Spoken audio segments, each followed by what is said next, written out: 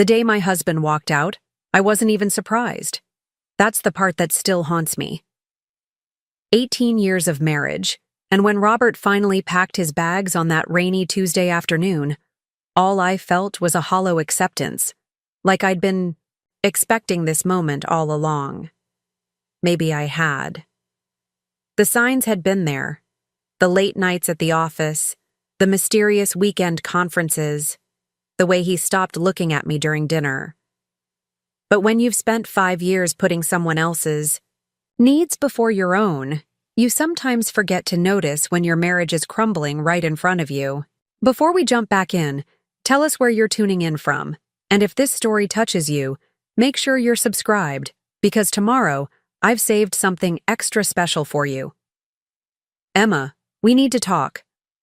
Those 4 words, the universal precursor to heartbreak. Robert stood in our kitchen, his overnight bag already packed by the door. I remember thinking how strange it was that he'd chosen to wear his blue tie, the one I'd given him for our 10th anniversary. I was still wearing the faded sweatshirt and leggings I'd worn to Margaret's doctor's appointment earlier that day. "It's Jennifer," he said, eyes fixed somewhere above my left shoulder. I've fallen in love with her." Jennifer, his secretary. Of course it was Jennifer. 29, with a marketing degree, and that particular kind of effortless beauty that made me feel invisible whenever I'd visit Robert's office. I'd brought him lunch one day, 6 months earlier, and caught the way she'd looked at him. I knew that look. I used to look at Robert that way myself once. Caretaking changes you in ways you can't anticipate. When Margaret first got her diagnosis, early-stage Alzheimer's, Robert and I had sat at our dining room table and made plans, divided responsibilities. He would handle the finances, the logistics, the paperwork. I would manage the day-to-day, the doctor's appointments, the medications, the meals, the bathing. It seemed fair at the time. I was between jobs, having left my physical therapy practice when we moved to Oak Ridge for Robert's promotion. "It'll just be for a year or so," Robert had said, squeezing my hand across the table. "Mom's always loved you more than me anyway." That year stretched into 2, then 3, then 5 as Margaret's condition deteriorated more slowly than the doctors had initially predicted. A blessing and a curse, those extra years. A blessing because we got to keep her, the real her, for longer than we'd hoped. A curse because caretaker fatigue doesn't announce itself.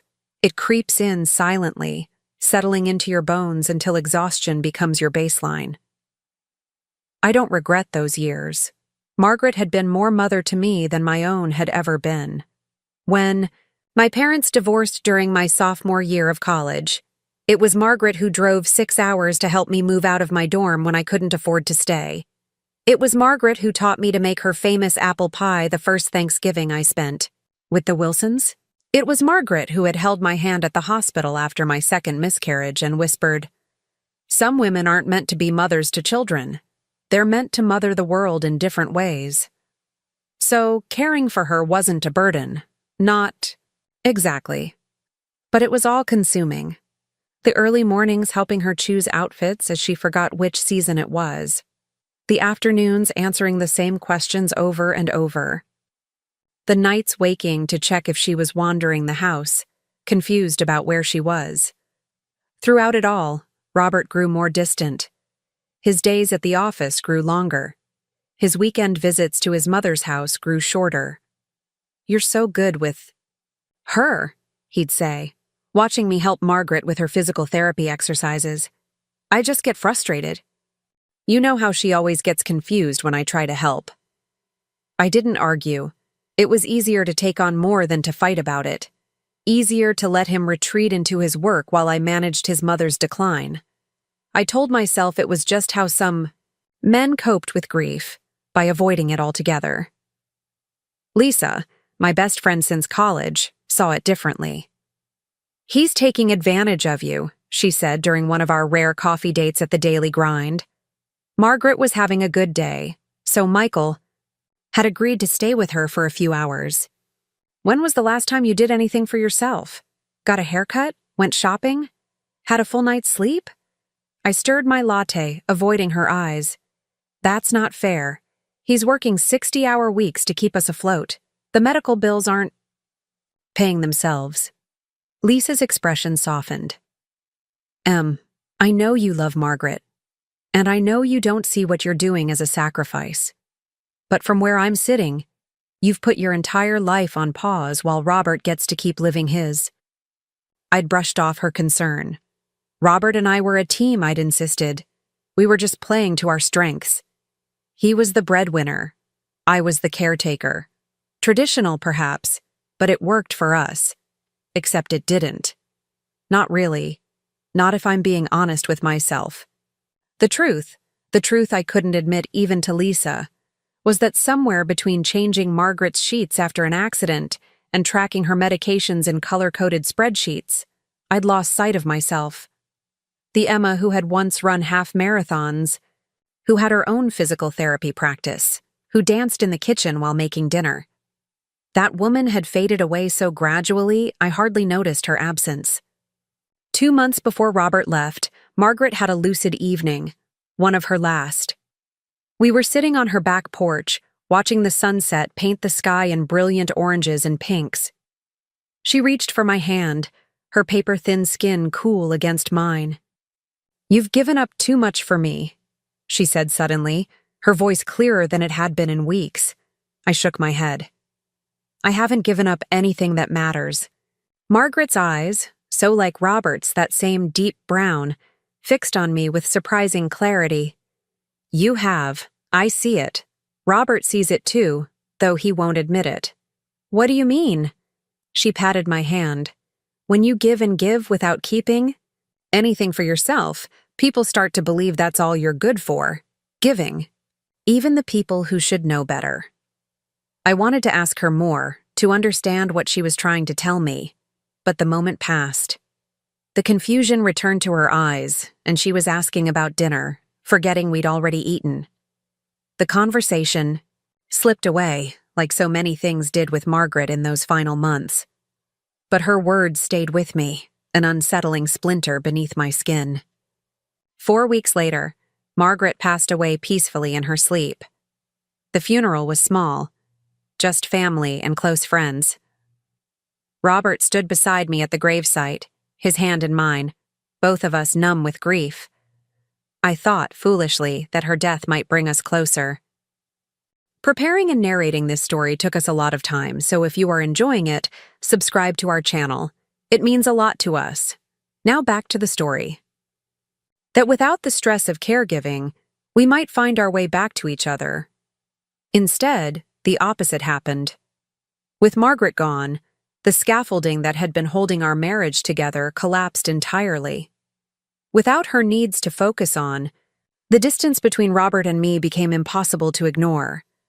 We were strangers sharing a home, going through the motions of a relationship neither of us recognized anymore. 3 weeks after we buried his mother, Robert packed his bag and told me about Jennifer. "How long?" I asked, surprised by the steadiness in my voice. He had the decency to look ashamed. 8 months. I wasn't looking for this to happen. 8 months. While I was helping his mother bathe, while I was managing her medications, while I was sitting by her bedside reading her favorite poems, my husband had been falling in love with someone else. Were you ever going to tell me? Or were you waiting for your mother to die? The question came out sharper than I intended, edged with a bitterness I hadn't known I was harboring. Robert flinched. "That's not fair." "None of this is fair, Robert." He picked up his bag, shoulders slumped in a performance of regret that didn't quite reach his eyes. "I'll have my lawyer contact you about the house, the accounts. We can do this amicably."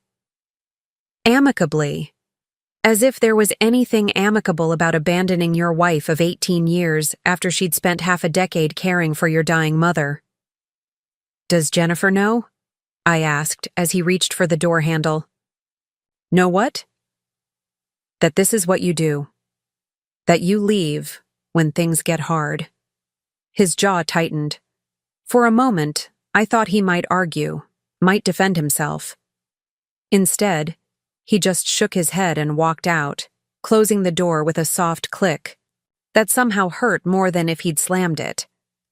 I stood in our kitchen, my kitchen now, I supposed, for a long time after he left. The house felt cavernous around me, too big and too empty all at once. 5 years of caretaking, 18 years of marriage, and suddenly, abruptly, I was alone. I didn't cry. Not then. I made myself a cup of tea, sat at the kitchen table, and tried to remember who I was before I became Mrs. Robert Wilson, before I became Margaret's caretaker. It was harder than it should have been. The next morning, I woke to a text from Robert. Meeting with David Cooper on Thursday at 10 a.m. about Mom's will. Please be there. David Cooper had been the Wilson family attorney for decades. He'd handled our prenuptial agreement. Robert's idea, not mine. His family had old money, as Margaret used to say with a self-deprecating laugh. Drafted our wills, managed Margaret's affairs. I'd always liked him. He had kind eyes behind. His wire-rimmed glasses and a gentle manner that put people at ease. I texted back a simple, "I'll be there," then set my phone aside and stared at the ceiling. I had 3 days until the meeting. 3 days to figure out what came next. 3 days to start rebuilding the life I'd put on hold. I called Lisa first. "That absolute bastard," she said after I explained what had happened. "I'm coming over, right now, with wine and takeout." "You don't have to. Emma Wilson, for once in your life, let someone take care of you instead of the other way around." An hour later, Lisa was on my doorstep with Thai food and a bottle of Merlot. We sat on my living room floor, eating pad thai straight from the containers and drinking wine from coffee mugs because I couldn't remember where Robert had stored the wine glasses after our last dinner party. "What are you going to do now?" Lisa asked, refilling my mug. I shrugged. "Get a job, I guess. Find somewhere smaller to live. Start over." "You could fight for half of everything. 18 years, Em. And after everything you did for his mother." The wine had warmed my blood, loosened my tongue. "You know what's strange? I'm not even angry. Not really, I'm just tired. So tired of putting everyone else first, of being the reliable one, the responsible one, the one who sacrifices." Lisa reached across the takeout containers and squeezed my hand. "Then stop. It's your turn now. I don't even know where to start." "Thursday," Lisa said firmly. "Start on Thursday. Go to that meeting with David Cooper, hold your head high, and show Robert what he's losing."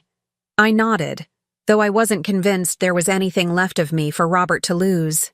The woman he'd married had disappeared long ago, replaced by someone whose identity had been whittled down to what she could do for others. If I was going to start over, I needed to remember who Emma Wilson was when she stood on her own. The next day, I made an appointment at Oak Ridge's best salon. 5 years of ponytails and messy buns had left my once shoulder-length brown hair limp and neglected. The stylist, a woman about my age with a platinum pixie cut, studied me with professional assessment. "What are we doing today?" she asked. What indeed? I stared at my reflection, trying to see past the dark circles under my eyes, the stress, lines around my mouth. "Something different," I said finally. "Something completely different." 3 hours later, I emerged with a chin-length bob, honey-colored highlights framing my face. It wasn't a dramatic transformation. I hadn't gone for fire engine red or a mohawk, but the woman in the mirror looked more put together, more present than I had in years. The following day, I visited the community center where I'd once volunteered, back when Robert and I first moved to Oak Ridge. Carol, the director, hugged me tightly when I walked in. "Emma, we heard about Margaret. I'm so sorry." I thanked her, accepting her condolences with the practiced grace I'd developed over the week since the funeral. Actually, I said. I was wondering if you might need help with the physical therapy program. I know my license needs renewing, but I could assist until I get my paperwork in order. Carol's face lit up. Are you kidding? We've been using volunteers with first aid training since Dr. Maida left. Having someone with your background, even in an assistant capacity, would be incredible. We spent an hour discussing logistics, potential schedules, the patients she thought could benefit most from my experience. For the first time in months, maybe years, I felt a flutter of excitement in my chest. This was something I could do, something that was mine alone, separate from Robert and his family. By the time Thursday morning arrived, I felt more centered than I had since Robert's departure. Not healed, not by a long shot, but steadier. I chose my outfit carefully, a charcoal gray dress I'd bought years ago for professional conferences, a pair of low heels, Margaret's pearl earrings. Professional, dignified, but not trying too hard. The law offices of Cooper & Associates occupied the third floor of one of Oak Ridge's few historic buildings downtown. The elevator doors opened onto a reception area with dark wood paneling and leather furniture that managed to feel stately rather than stuffy. The receptionist, Valerie according to her nameplate, smiled warmly when I gave my name. They're already in the conference room, Mrs. Wilson. I'll show you the way. They? Not just David and Robert, then. I took a deep breath, straightened my shoulders, and followed Valerie down the hallway. The conference room door was heavy, solid, oak. Valerie knocked once, then pushed it open for me. Mrs. Wilson is here, she announced, stepping aside to let me enter. Robert sat at the far end of the conference table, dressed in one of his expensive suits, his expression unreadable. Next to him, of course, was Jennifer, looking uncomfortable in a conservative black dress that seemed at odds with her usual style. David Cooper stood when I entered, his familiar face creased with what looked like concern. And at the head of the table, to my complete surprise, sat Michael, Robert's older brother. Michael and Robert had been estranged for years, their relationship fractured by old family tensions and competing claims on Margaret's attention. I hadn't seen Michael since the funeral, where he and Robert had maintained a cold civility that fooled no one. Emma, David said warmly, coming around the table to greet me. Thank you for coming. Please, have a seat. I chose a chair across from Robert and Jennifer, nodding a greeting to Michael, who returned it with a thin smile. Now that we're all here, David began, returning to his seat, we can proceed with the reading of Margaret Wilson's last will and testament as well as the details of the family trust. He opened a leather portfolio and extracted several documents. Before I begin, I want to clarify that Margaret made changes to her will and trust approximately 8 months ago. She was of sound mind at the time of these revisions, as certified by 2 independent physicians and witnessed by myself and my associate. 8 months ago. My eyes darted to Robert, whose expression had shifted from neutral to wary. 8 months ago, exactly when his affair with Jennifer had begun. Coincidence? I doubted it. The bulk of Margaret's estate, David continued, including the family home and its contents, her personal investments, and her share of Wilson Manufacturing, will be divided as follows. He adjusted his glasses, scanning the document before him. To her son, Robert James Wilson, Margaret leaves her collection of first edition books, her grandfather's pocket watch, and a sum of $50,000. Robert's head snapped. Up. That's it? His voice was tight with disbelief. David's expression remained professionally neutral. To her son, Michael Thomas Wilson, Margaret leaves her summer cottage in Vermont, her art collection, and a sum of $50,000. Michael nodded, his expression inscrutable. And to her daughter-in-law, Emma Catherine Wilson, David continued, his eyes meeting mine. Margaret leaves her family home in Oak Ridge, her jewelry collection, her personal investment portfolio. Valued at approximately $1 $2 million, and her controlling interest in Wilson Manufacturing. The room went utterly silent. I stared at David, certain I had misheard. "That's not possible," Robert said, his voice rising. "There must be some mistake. Emma isn't even family by blood. The company has been in our family for generations." "My father?" "Your father left his share of the company to your mother when he died," David interrupted calmly. "It was hers to bequeath as she saw fit. But, furthermore," David continued, raising his voice slightly, "Margaret established a separate trust 8 months ago with Emma as both trustee and primary beneficiary. This trust contains funds specifically designated for the continuation of medical research into Alzheimer's treatments, to be administered at Emma's discretion." Robert stood abruptly, his chair scraping against the hardwood floor. "This is ridiculous. She wasn't in her right mind. I'll contest it." David's expression hardened slightly. "I strongly advise against that course of action, Robert. As I mentioned, Margaret was thoroughly evaluated before making these changes. Additionally," he added, extracting another document from his portfolio, "she left a personal letter explaining her decisions. She asked that I read it aloud in the event that her wishes were questioned." Jennifer placed a restraining hand on Robert's arm, whispering something in his ear. He shook her off, but sank back into his chair, jaw clenched. "Go ahead," Michael said quietly. "Read it." David unfolded the letter, clearing his throat. "My dear family, if David is reading this letter, it means that someone, likely Robert, is upset about my decisions regarding my estate. I want to explain my reasoning, though I don't owe any of you an explanation. To my sons, I have loved you, both from the moment you were born, through all your triumphs and failures, your good decisions and your poor ones. I have tried to be fair in how I distributed the personal items that might hold sentimental value for each of you. The money, a modest sum for each, is equal because you are equally my children. But the company and the bulk of my estate I leave to Emma, not out of any desire to punish either of you, but because she has demonstrated the qualities I value most: loyalty, compassion, and integrity. Robert, you abandoned your wife to carry, a burden that should have been shared. You took her sacrifice for granted, used it to pursue your own happiness at her expense. When your father built this company, he did so with the understanding that wealth without character is meaningless. You have forgotten that lesson.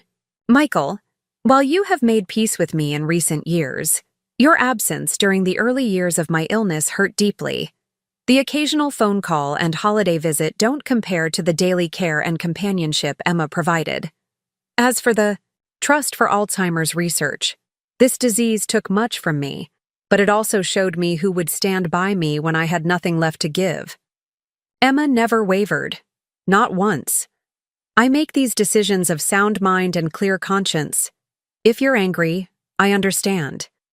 But know that my choices reflect not just what you deserve, but what I believe will preserve the values this family was built upon. With enduring love, Margaret Wilson. The silence that followed was so complete I could hear the ticking of the antique clock on the wall. Robert's face had gone pale, then flushed with anger. Michael stared at his hands. Jennifer looked like she wanted to disappear. I felt a curious lightness, as if something tight around my chest had suddenly loosened. It wasn't about the money, or the company, though the financial security was a relief I couldn't deny. It was the recognition. After years of invisible labor, of being taken for granted, Margaret had seen me, truly seen me. "Is there anything else?" Robert asked, his voice clipped. David closed his portfolio.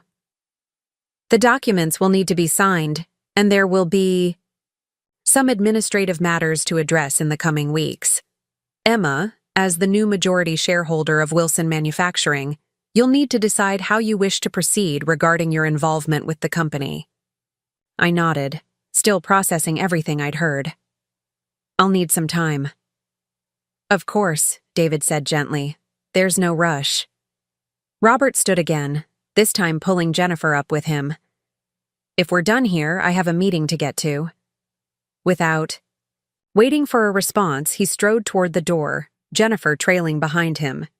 He paused with his hand on the doorknob, turning back to look at me. For a moment, I thought he might apologize, might acknowledge what his mother's letter had laid bare. Instead, he simply said, "I'll have my things moved out of the house by the weekend," and left. Michael and I sat in awkward silence after they departed. We'd never been close. Our relationship defined primarily by our connections to Robert and Margaret, rather than any bond of our own. "I didn't know," he said finally, "about how much you did for her. Robert made it sound like he was handling everything, with some help from you." I gave him a sad smile. Robert has always been good at telling stories that cast him in the best light. Michael nodded, looking uncomfortable. "For what it's worth, I'm sorry. Not just for not being there for Mom, but for not seeing what you were going through." "Thank you," I said simply. David cleared his throat. "Emma, if you'd like, to discuss next steps regarding the company and the trust, I'm available whenever you're ready. No pressure. Take all the time you need." I thanked him, signed the necessary documents, and left the office in a daze, the weight of everything that had happened, and everything that was now possible, settling around my shoulders like an unfamiliar cloak. As I stepped out onto the sidewalk, my phone buzzed with a text from Lisa. "How did it go? Do I need to bring more wine?" I looked up at the clear blue sky, feeling the April sunshine warm on my face. For the first time in years, I felt something like hope stirring in my chest. Not happiness, not yet. The wound of Robert's betrayal was still too fresh for that, but possibility. The chance to reclaim the pieces of myself I'd set aside for so long. I texted back, "No wine needed. I'm taking myself to lunch at that new bistro downtown. Want to join? I have a story you won't believe." As I waited for her response, I caught my reflection in a store window. The new haircut, the straight shoulders, the hint of a smile playing at the corners of my mouth. I hardly recognized myself, but maybe that was the point. Maybe it was time to become someone new, someone who put herself first for a change. Margaret's final gift hadn't been the money or the company. It had been permission to remember my own worth. The bistro was packed with the lunch crowd when Lisa arrived, slightly breathless and wide-eyed with curiosity. She spotted me at a corner table and weaved her way through the maze of diners, her expression shifting from concern to confusion as she took in my appearance. "You look different," she said, sliding into the seat across from me. "Good different. What happened at that meeting?" I took a sip of my water, organizing my thoughts. How could I possibly explain what had just transpired? The complete upheaval of everything I thought I knew about my place in the Wilson family? "Margaret left me everything," I said finally, the words still sounding surreal to my own ears. "The house, her investments, and—" I lowered my voice, aware of the crowded restaurant, controlling interest in Wilson Manufacturing. Lisa stared at me, momentarily speechless. "She what?" As the waiter approached, we paused our conversation to order a niçoise salad for Lisa, French onion soup for me. Once he departed, Lisa leaned forward, her voice hushed but urgent. "Start from the beginning. Tell me everything." So I did. I described walking into that conference room, seeing Robert with Jennifer by his side, the surprise of Michael's presence. I recounted David Cooper's calm recitation of Margaret's will, Robert's disbelief, and finally, the letter, Margaret's final message to her family. "She saw me, Lisa," I said, my voice catching slightly. "All those years when I thought no one was paying attention, when I felt invisible, Margaret was watching. She understood what I was giving up. Lisa reached across the table to squeeze my hand. Oh, Em, of course she did. Margaret adored you. But controlling interest in the company? I don't know the first thing about running Wilson Manufacturing. I've never even visited the factory floor. You don't have to run it yourself, Lisa pointed out. You can hire executives, maintain oversight without day-to-day involvement. I nodded, though the prospect felt overwhelming.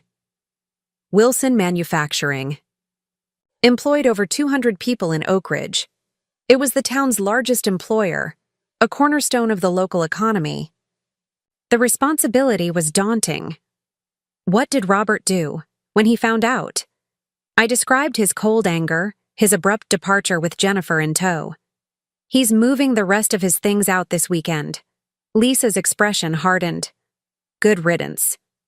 Though I'm surprised he didn't threaten to contest the will right there. Oh, he did, I replied, remembering Robert's indignation. But David was prepared for that. Margaret had documented everything, medical evaluations proving her mental competence, witnesses to her decision. She knew Robert would fight it. Our food arrived, and we ate in contemplative silence for a few minutes. The soup was rich and comforting, the melted Gruyere stretching in long strings as I spooned it up. Such a simple pleasure, I thought. A good meal in a nice restaurant? How long had it been since I'd done something like this for myself? So what happens now? Lisa asked finally. I set my spoon down. Honestly, I don't know. I need to meet with David again to understand all the legal aspects, and I should probably talk to the current CEO of Wilson Manufacturing, Thomas Reynolds, I think. Robert mentioned him a few times. But beyond all that, Lisa pressed, what do you want, Emma? Not what Margaret wanted for you, not what Robert expected, but what do you want? The question caught me off guard. What did I want? For so long, my wants had been secondary, minor considerations pushed aside in favor of more pressing needs, Margaret's care, Robert's career, maintaining the facade of our perfect life. I began, then paused, searching for the right words. I want to matter, not just as a caretaker or a wife, but as myself. I want to build something that's mine. Lisa smiled, a genuine smile that reached her eyes. Then that's where you start. After lunch, I drove to Margaret's house. My house now, I supposed, though it still felt strange to think of it that way.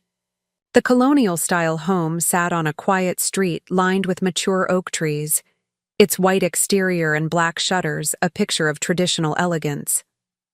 Margaret had lived there for over 40 years, raising her sons in its spacious rooms, hosting countless family gatherings on its wraparound porch. I hesitated at the front door, key in hand. I hadn't been back since the day after the funeral, when Robert and I had come to collect some personal items and make sure everything was secure. The thought of entering alone, knowing Margaret wouldn't be waiting inside with her gentle smile and warm embrace, made my chest tight with grief. Taking a deep breath, I unlocked the door and stepped inside. The house was cool and silent. Afternoon, sunlight streaming through the windows and dancing across the hardwood floors. Everything was exactly as we'd left it. Margaret's reading glasses on the side table by her favorite armchair, a half-completed crossword puzzle beside them, a vase of dried hydrangeas on the mantel, harvested from her garden last summer when she'd still been able to tend it with minimal assistance. I moved through the rooms slowly, running my fingers along familiar surfaces, the smooth oak banister, the cool marble countertops in the kitchen, the soft throw blanket draped over the back of the sofa. So many memories lived within these walls. So much love and loss. In Margaret's study, I found myself drawn to her desk, a beautiful antique roll top that had belonged to her father. The surface was meticulously organized, pens in a crystal holder, notepads stacked neatly, a small silver frame containing a faded photograph of Margaret and her late husband on their wedding day. I opened the top drawer, not searching for anything specific, just wanting to feel closer to her somehow. Inside, I found a leather-bound journal I'd never seen before. The cover was worn, the pages slightly yellowed with age. My first instinct was to close the drawer, to respect Margaret's privacy even in death. But something, intuition perhaps, made me pick it up instead. Opening to the first page, I found an inscription in Margaret's elegant handwriting. For Emma, when the time comes. With all my love, Margaret. My hands trembled slightly as I turned to the next page. It was dated 5 years earlier, just after her diagnosis. My dearest Emma, she had written, if you're reading this, then I am gone, and you have discovered what I've left for you. I'm sure you're confused, perhaps even overwhelmed by the responsibility I've placed on your shoulders. You never asked for any of this. Not the burden of my care, not the strain it put on your marriage, and certainly not the legacy I've now entrusted to you. I sank into Margaret's chair, unable to tear my eyes from the page. I began this journal the day after my diagnosis. When Robert brought you to my house, and you both sat at my kitchen table, making plans for my care as if it were the most natural thing in the world. I saw something in your eyes that day, Emma. Not just compassion or duty, but a quiet strength that reminded me so much of myself at your age. Tears welled in my eyes as I continued reading. The journal was extensive, with entries spanning the 5 years of her illness. Some were short, just a few lines documenting a good day or a moment of clarity. Others were longer reflections on her life, her regrets, her hopes for her family after she was gone. One entry, dated about 10 months earlier, made my breath catch. Robert came today, his 3rd visit this month, a record recently. He was distracted, checking his phone. Constantly. When it rang, he stepped outside to take the call. I watched through the window as his entire demeanor changed. His posture straightened, his voice dropped to that intimate tone I remember from when he first met Emma. Only he wasn't speaking to Emma. I'm not sure who this woman is, but I recognize the signs. My son is stepping away from his marriage, just as his father threatened to do during our difficult years. She had known. Long before I had allowed myself to acknowledge it, Margaret had seen the fractures in my marriage. Another entry from 8 months ago was even more telling. I met with David today to change my will. He was surprised by my decisions, especially regarding the company, but he didn't try to dissuade me. Are you certain, Margaret? He asked. I've never been more certain of anything. Emma has proven herself not just as a caretaker, but as someone with integrity, patience, and wisdom, qualities sorely lacking in both my sons, if I'm being brutally honest. Robert takes after his father in all the wrong ways, the charm, the ambition, but also the selfishness, the willingness to discard people when they're no longer useful. I closed the journal, overwhelmed. Margaret hadn't just left me her estate on a whim or out of gratitude for my care. She had been watching, evaluating, making a deliberate choice about who she could trust with her legacy. The realization was both empowering and terrifying. She had seen something in me that I'd lost sight of myself: capability, strength, potential. Could I live up to that vision? Could I become the woman Margaret believed me to be? My phone buzzed with a text message, pulling me from my thoughts. It was from a number I didn't recognize. Emma, this is Thomas Reynolds, CEO of Wilson Manufacturing. David Cooper gave me your number. I understand we should talk. Are you available tomorrow morning? The real world, intruding on my moment of reflection. I texted back, suggesting we meet at the company offices at 10 a.m. Then, on impulse, I added, I'd appreciate a tour of the facility as well. If I was going to be the majority shareholder, I needed to understand what that meant beyond numbers on a balance sheet. I needed to see the people whose livelihoods were now, in some sense, my responsibility. I spent another hour at Margaret's house, exploring rooms I'd visited countless times but now saw with new eyes. The master bedroom with its elegant four-poster bed. The sunroom where Margaret had tended her orchids until her hands grew too unsteady. The guest room that might, in another life, have become a nursery for the children Robert and I never had. By the time I left, the sun was beginning to set, casting long shadows across the front lawn. I locked the door behind me, feeling different than when I'd arrived, more resolved somehow. Margaret had trusted me with her legacy. The least I could do was try to be worthy of that trust. That evening, as I prepared for bed in the house I'd shared with Robert, I found myself wondering what he was doing. Was he with Jennifer in some sleek downtown apartment? Was he angry, plotting ways to challenge the will despite David's warnings? Or was he, perhaps, feeling the first pangs of regret for what he'd thrown away? I was surprised to realize I didn't much care. The sharp pain of his betrayal had already begun to dull, overshadowed by the more pressing question of what came next for me.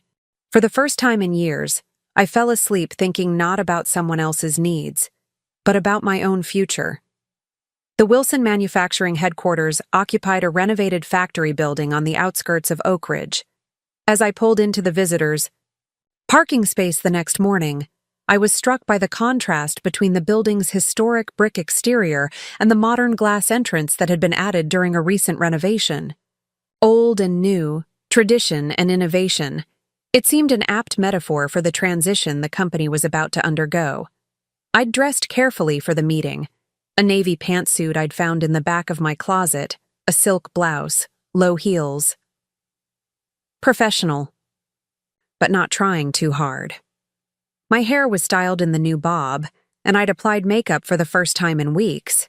Subtle, just enough to brighten my complexion and emphasize my eyes. The receptionist looked up as I entered, her expression politely curious. "May I help you?" "I'm Emma Wilson. I have an appointment with Thomas Reynolds." Her eyes widened slightly. News travels fast in small towns, but her professional demeanor remained intact. "Of course, Mrs. Wilson. Mr. Reynolds is expecting you. I'll let him know you're here." I took a seat in the lobby, noting the framed photographs on the walls documenting the company's history. Most featured Robert's father, James Wilson, the man who had transformed a small local manufacturer into a regional success story. A few showed Robert at various company events, his smile confident, his arm often around his father's shoulders. I wondered if my picture would someday hang on these walls, or if I would remain behind the scenes, a silent force guiding the company's future. "Mrs. Wilson?" A deep voice interrupted my thoughts. Thomas Reynolds stood before me, hand extended in greeting. He was younger than I'd expected, maybe early 40s, with salt and pepper hair and intelligent eyes behind rimless glasses. "Thank you for coming." I stood, shaking his hand firmly. "Please, call me Emma." He nodded, gesturing toward a hallway.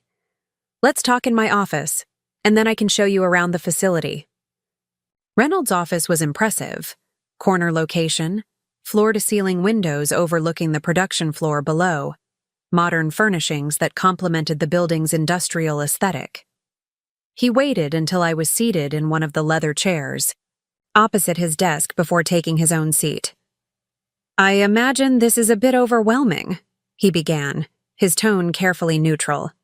"David Cooper briefed me on the situation, but I'd prefer to hear from you what your intentions are regarding the company." Direct and to the point. I appreciated that. "To be honest, Mr. Reynolds—" "Tom, please."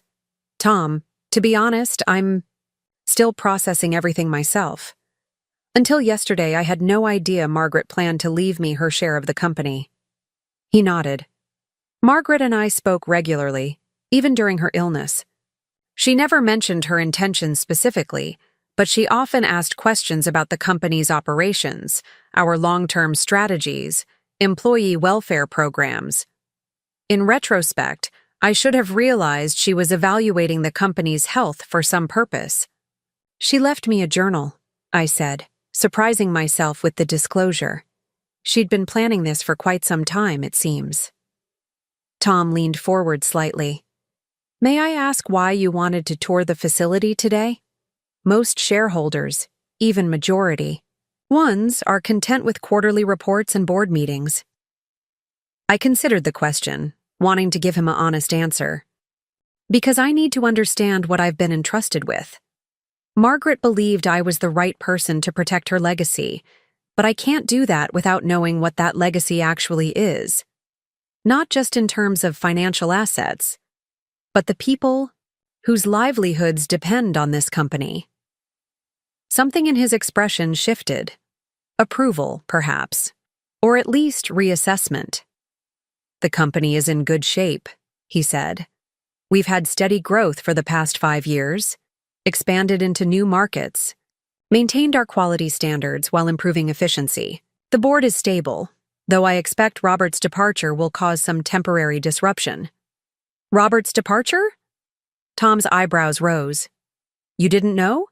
He resigned this morning, sent an email to the board announcing his immediate resignation as Vice President of Business Development. I hadn't known. The news shouldn't have surprised me. Of course, Robert wouldn't stay at a company where his authority had been undermined, where he would effectively have to answer to his estranged wife. But somehow, it still did. Wilson Manufacturing had been his life for as long as I'd known him, his connection to his father, his claim to the family legacy. I see, I said, keeping my voice steady. That was fast.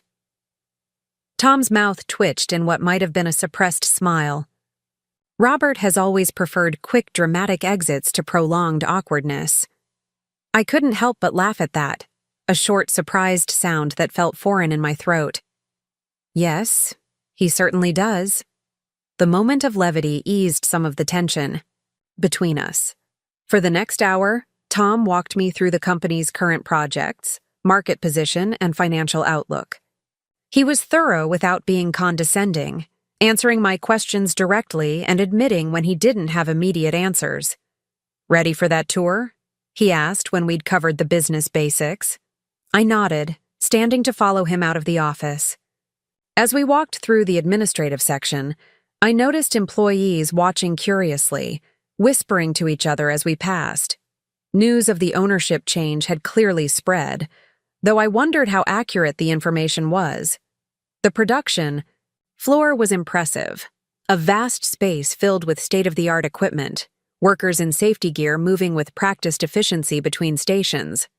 Wilson Manufacturing specialized in precision components for medical devices, a niche market that had proven lucrative and resistant to economic downturns. Most of our employees have been with us for over a decade, Tom explained as we observed a woman skillfully operating a complex machine. We invest heavily in training and retention. Margaret was always adamant about that. She said a company is only as good as the people who show up every day to do the actual work. That sounded like Margaret. She had valued loyalty and expertise, recognizing that true skill took time to develop. It was one of the qualities I'd most admired about her, her ability to see people's potential and nurture it patiently. As we completed the tour and headed back toward the main entrance, I felt a growing sense of purpose. This wasn't just about money or ownership or even revenge against Robert. This was about honoring Margaret's vision, about ensuring that the company she and her husband had built continued to thrive and support the community it served. Thank you, Tom, I said as we reached the lobby. This has been extremely helpful. He nodded. The board meets next Wednesday. As majority shareholder, you're entitled to attend, of course. It might be a good opportunity to address any concerns they have about the transition. The thought of facing a room full of business executives, most of whom had probably known Robert for years, was intimidating. But I straightened my shoulders and nodded. I'll be there. As I drove home, my mind was buzzing with new information, possibilities, decisions to be made. Margaret hadn't just left me financial assets. She'd given me a purpose, a challenge, a chance to prove myself in ways I'd never imagined. When I arrived home, I found Robert's car in the driveway. My stomach tightened with apprehension as I parked beside it. I wasn't ready for another confrontation, not when I was still processing everything that had happened. I found him in our bedroom, our former bedroom, filling a suitcase with clothes from the closet. He looked up when I entered, his expression guarded. "I told you I'd be getting my things this weekend," he said, folding a sweater with methodical precision. "It's fine," I replied, keeping my distance. "I just got back from Wilson Manufacturing." His hand stilled momentarily. Mom never set foot in that factory, not once in 40 years. She had no idea what she was doing, giving you controlling interest. Margaret knew exactly what she was doing, I countered, keeping my voice calm. She left me a journal explaining her decisions. Robert's expression flickered with something. Surprise, perhaps, or doubt. A journal. Yes.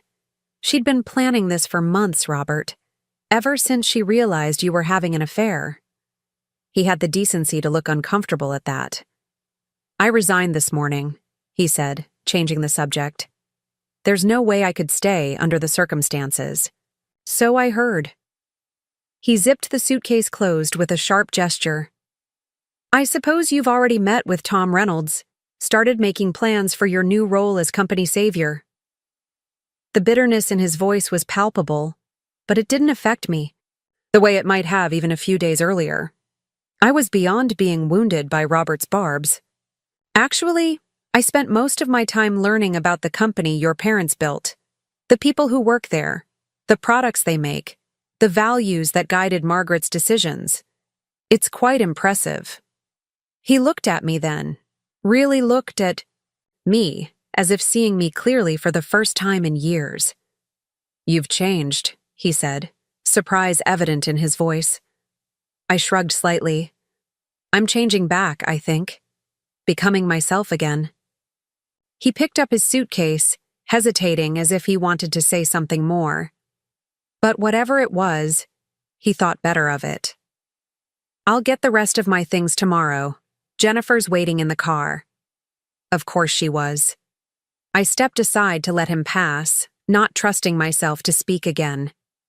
As he reached the top of the stairs, however, I found my voice. "Robert." He paused, looking back at me. "I hope you'll be happy with Jennifer. I mean that." He seemed startled by the sincerity in my voice. Thank you." After he left, I stood in the bedroom we'd shared for 18 years, surrounded by the half-empty closet, the vacant spaces on the dresser where his cologne and watch case had stood. I should have felt sad, I thought. Instead, I felt lighter, as if I'd set down a heavy burden I'd been carrying for too long. My phone rang. Michael, to my surprise. We'd exchanged numbers after the will reading, but I hadn't expected to hear from him so soon. "Emma," he said when I answered, his voice tentative. "I hope I'm not disturbing you." "Not at all," I assured him, moving to sit on the edge of the bed. "What can I do for you?" There was a pause, then, "I heard Robert resigned from the company.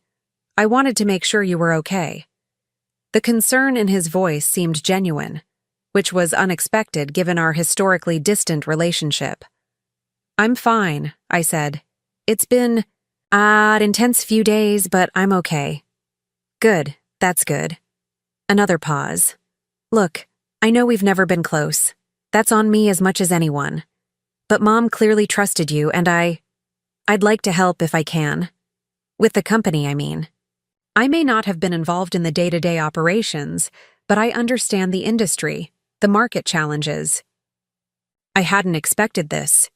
An olive branch from Michael, a potential ally in the unfamiliar territory I now found myself navigating.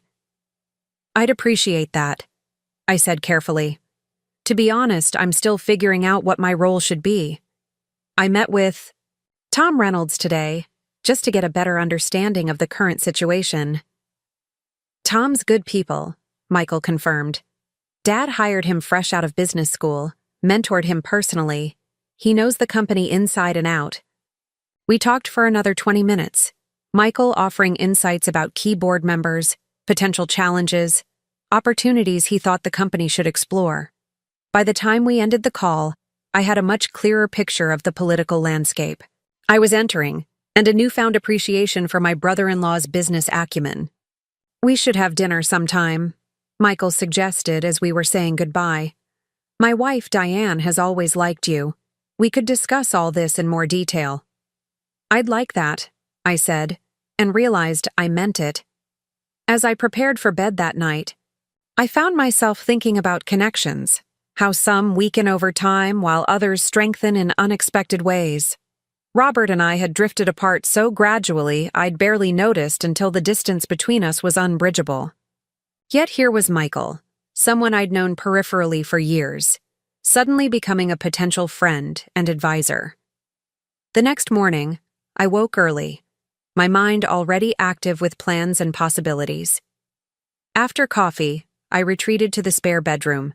I'd converted to a home office years ago, when I'd still harbored hopes of restarting my physical therapy practice. The desk was dusty, the computer outdated, but it would serve my immediate needs. I spent the morning researching articles about Wilson Manufacturing, profiles of board members, industry trends, competitor analyses. I took notes, made lists of questions, sketched out potential scenarios for my involvement with the company. By noon, I had the beginnings of a plan, or at least a direction to explore. My phone buzzed with a text from Lisa. "Lunch. I want to hear how it's going with the company stuff." We met at a casual cafe near the community center where I'd inquired about volunteering. Over sandwiches and iced tea, I filled her in on my meeting with Tom, Robert's resignation, and Michael's unexpected outreach. "Sounds like the balance of power has definitely shifted," Lisa observed. "How does it feel, being on the other side of the equation?" I considered the question. Strange, empowering, terrifying. All of the above? She laughed. "That tracks. You're stepping into a whole new world." "That's just it," I said, leaning forward. "It doesn't feel entirely new. Challenging, yes, but also right, somehow. Like I'm picking up threads I put down years ago." Lisa nodded thoughtfully. "You were always good at seeing the big picture, Em. Finding connections, understanding systems. That's what made you such an effective physical therapist. You didn't just treat symptoms, you looked for root causes, holistic solutions." Her words resonated with something I'd been feeling, but hadn't quite articulated. My caregiving for Margaret hadn't just been about compassion or duty. It had involved complex problem-solving, coordination, adaptation to changing circumstances, skills that might serve me well in a business context. "I've been thinking about that volunteering position at the community center," I told her. "I'm still going to do it, but maybe just 2 days a week to start. I need to leave room for whatever comes next with Wilson Manufacturing." Lisa raised her glass in a small toast. To whatever comes next. As we finished our lunch, I felt a growing sense of anticipation. The path ahead wasn't clear yet, but for the first time in years, I was looking forward rather than just trying to make it through each day. Margaret's final gift hadn't just been financial security. It had been the opportunity to rediscover who I was and who I might become. That weekend, while Robert finished moving his belongings out of our house, I visited Margaret's home again. This time I brought cleaning supplies, fresh linens, a notepad for making lists. If I was going to move in, and I'd decided I would, once Robert was completely out of our shared house, I wanted to make it my own while still honoring Margaret's presence. Her journal had become a kind of guide for me, its pages filled with not just her thoughts about me and Robert, but her observations about life, about aging, about what truly matters in the end. One passage in particular had stayed with me. "The greatest mistake we make is believing we have infinite time to become the person we're meant to be. We don't. Every day we make choices that either move us closer to our authentic selves or further away. Emma has spent too many years moving away from hers, sacrificing her own journey for others. I hope my final gift to her will be the freedom to find her way back. As I stood in Margaret's kitchen, soon to be my kitchen, I felt her presence, not as a ghost or a memory, but as a gentle encouragement. A reminder that it's never too late to reclaim your path, to rebuild what was lost, to become the person you were always meant to be. The power had shifted, not just legally or financially, but within me. I was no longer the woman who had stood frozen in her kitchen as her husband walked out the door. I was becoming someone new, or perhaps someone I'd been all along, waiting for the chance to emerge. The morning of the board meeting arrived with an unexpected sense of clarity. I woke before my alarm, the pale light of dawn filtering through the curtains of what had once been the guest bedroom in Robert's and my house. Soon, I would complete my move to Margaret's home, but for now, this transitional space served as a fitting backdrop for the day ahead, neither entirely my past nor fully my future. I dressed with deliberate care. A charcoal gray suit I'd purchased years ago for professional conferences, a silk blouse in deep burgundy, the pearl earrings Margaret had given me for my 40th birthday. Professional, but not severe. Confident, without being aggressive. The woman in the mirror looked back at me with steady eyes, her posture straight, her new bob framing a face that appeared somehow younger than it had just weeks before.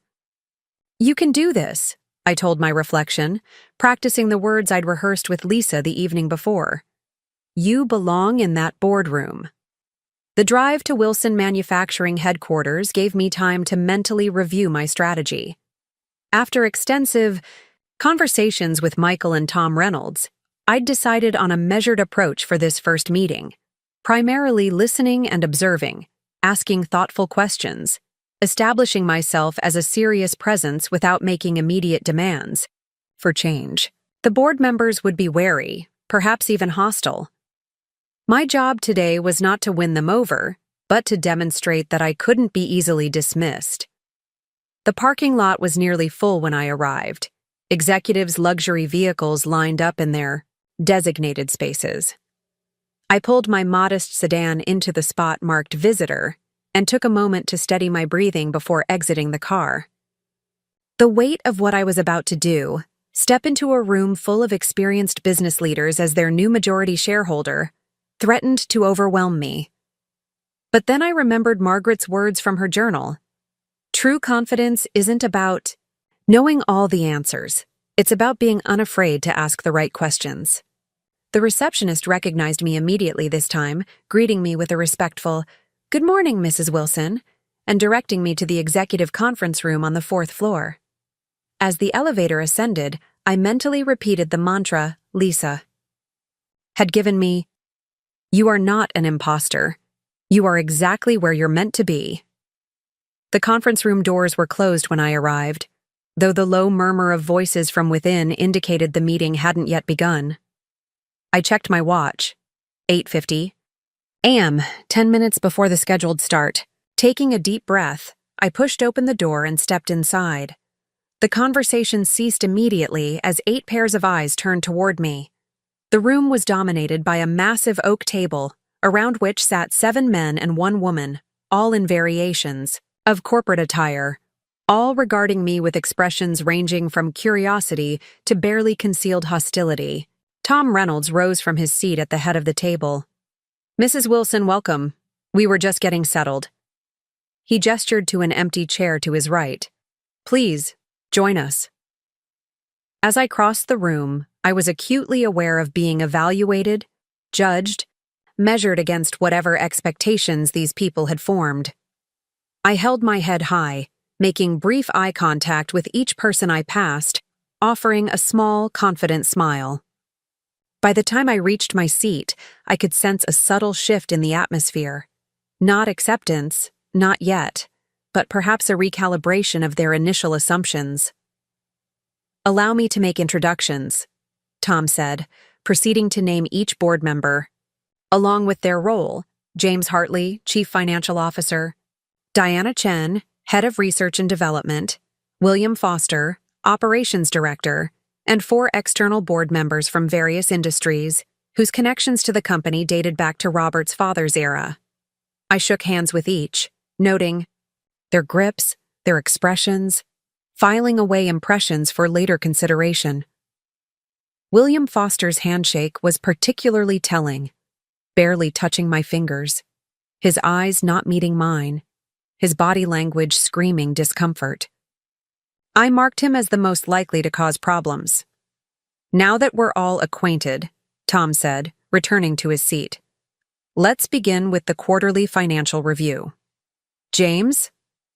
The CFO launched into his presentation, a detailed analysis of the company's performance over the past 3 months. I listened intently, asking occasional questions for clarification, but otherwise focusing on absorbing the information. The company was performing well overall, with strong growth in their cardiac device components division and some challenges in neurology equipment parts. As the meeting progressed through departmental updates, strategic planning discussions, and operational concerns, I observed the group dynamics with interest. Tom was clearly respected, his leadership style collaborative but decisive. Diana Chen was brilliant but tended to speak in technical terms that sometimes lost her audience. William Foster, as I'd suspected, was the most resistant to my presence, directing his comments exclusively to other board members and referring to Mrs. Wilson's unexpected involvement with poorly disguised disdain. When the agenda turned to new business, Tom cleared his throat. "Before we continue, I believe it would be appropriate to address the change in ownership structure. Mrs. Wilson, would you like to say a few words?" All eyes turned to me once again. This was the moment I'd prepared for, the opportunity to establish my position without appearing threatening or naive. "Thank you, Tom," I said, my voice steadier than I'd expected. "First, I want to express my appreciation for your warm welcome today." A gentle acknowledgement of the fiction that they'd all been perfectly cordial. "As you know, Margaret Wilson's decision to leave me controlling interest in the company came as a surprise to everyone, myself included." I paused, making eye contact with each person around the table before continuing. "I want to be clear about my intentions moving forward. I have tremendous respect for the company that James and Margaret Wilson built, and for the expertise each of you brings to its continued success. My goal is not to disrupt operations or impose uninformed changes. Rather, I see my role as ensuring that Wilson Manufacturing remains true to the values upon which it was founded while adapting to meet future challenges." William Foster shifted in his seat, his expression skeptical. "And what exactly would you know about those values, Mrs. Wilson? With all due respect, caring for an elderly woman, while admirable, hardly qualifies you to understand the complexities of running a precision manufacturing business." The condescension in his tone was unmistakable. Around the table, several board members looked uncomfortable, while others seemed to be waiting for my response with interest. I met Foster's gaze directly. "You raise a fair question, Mr. Foster. I don't have a background in manufacturing or business management. What I do have is 5 years of close conversation with Margaret Wilson about what mattered most to her, the legacy she wanted this company to maintain." I opened the leather portfolio I'd brought, removing a single sheet of paper. Margaret believed in 3 core principles: exceptional quality, ethical treatment of employees, and responsible innovation. These aren't just platitudes to me, they're commitments I intend to honor.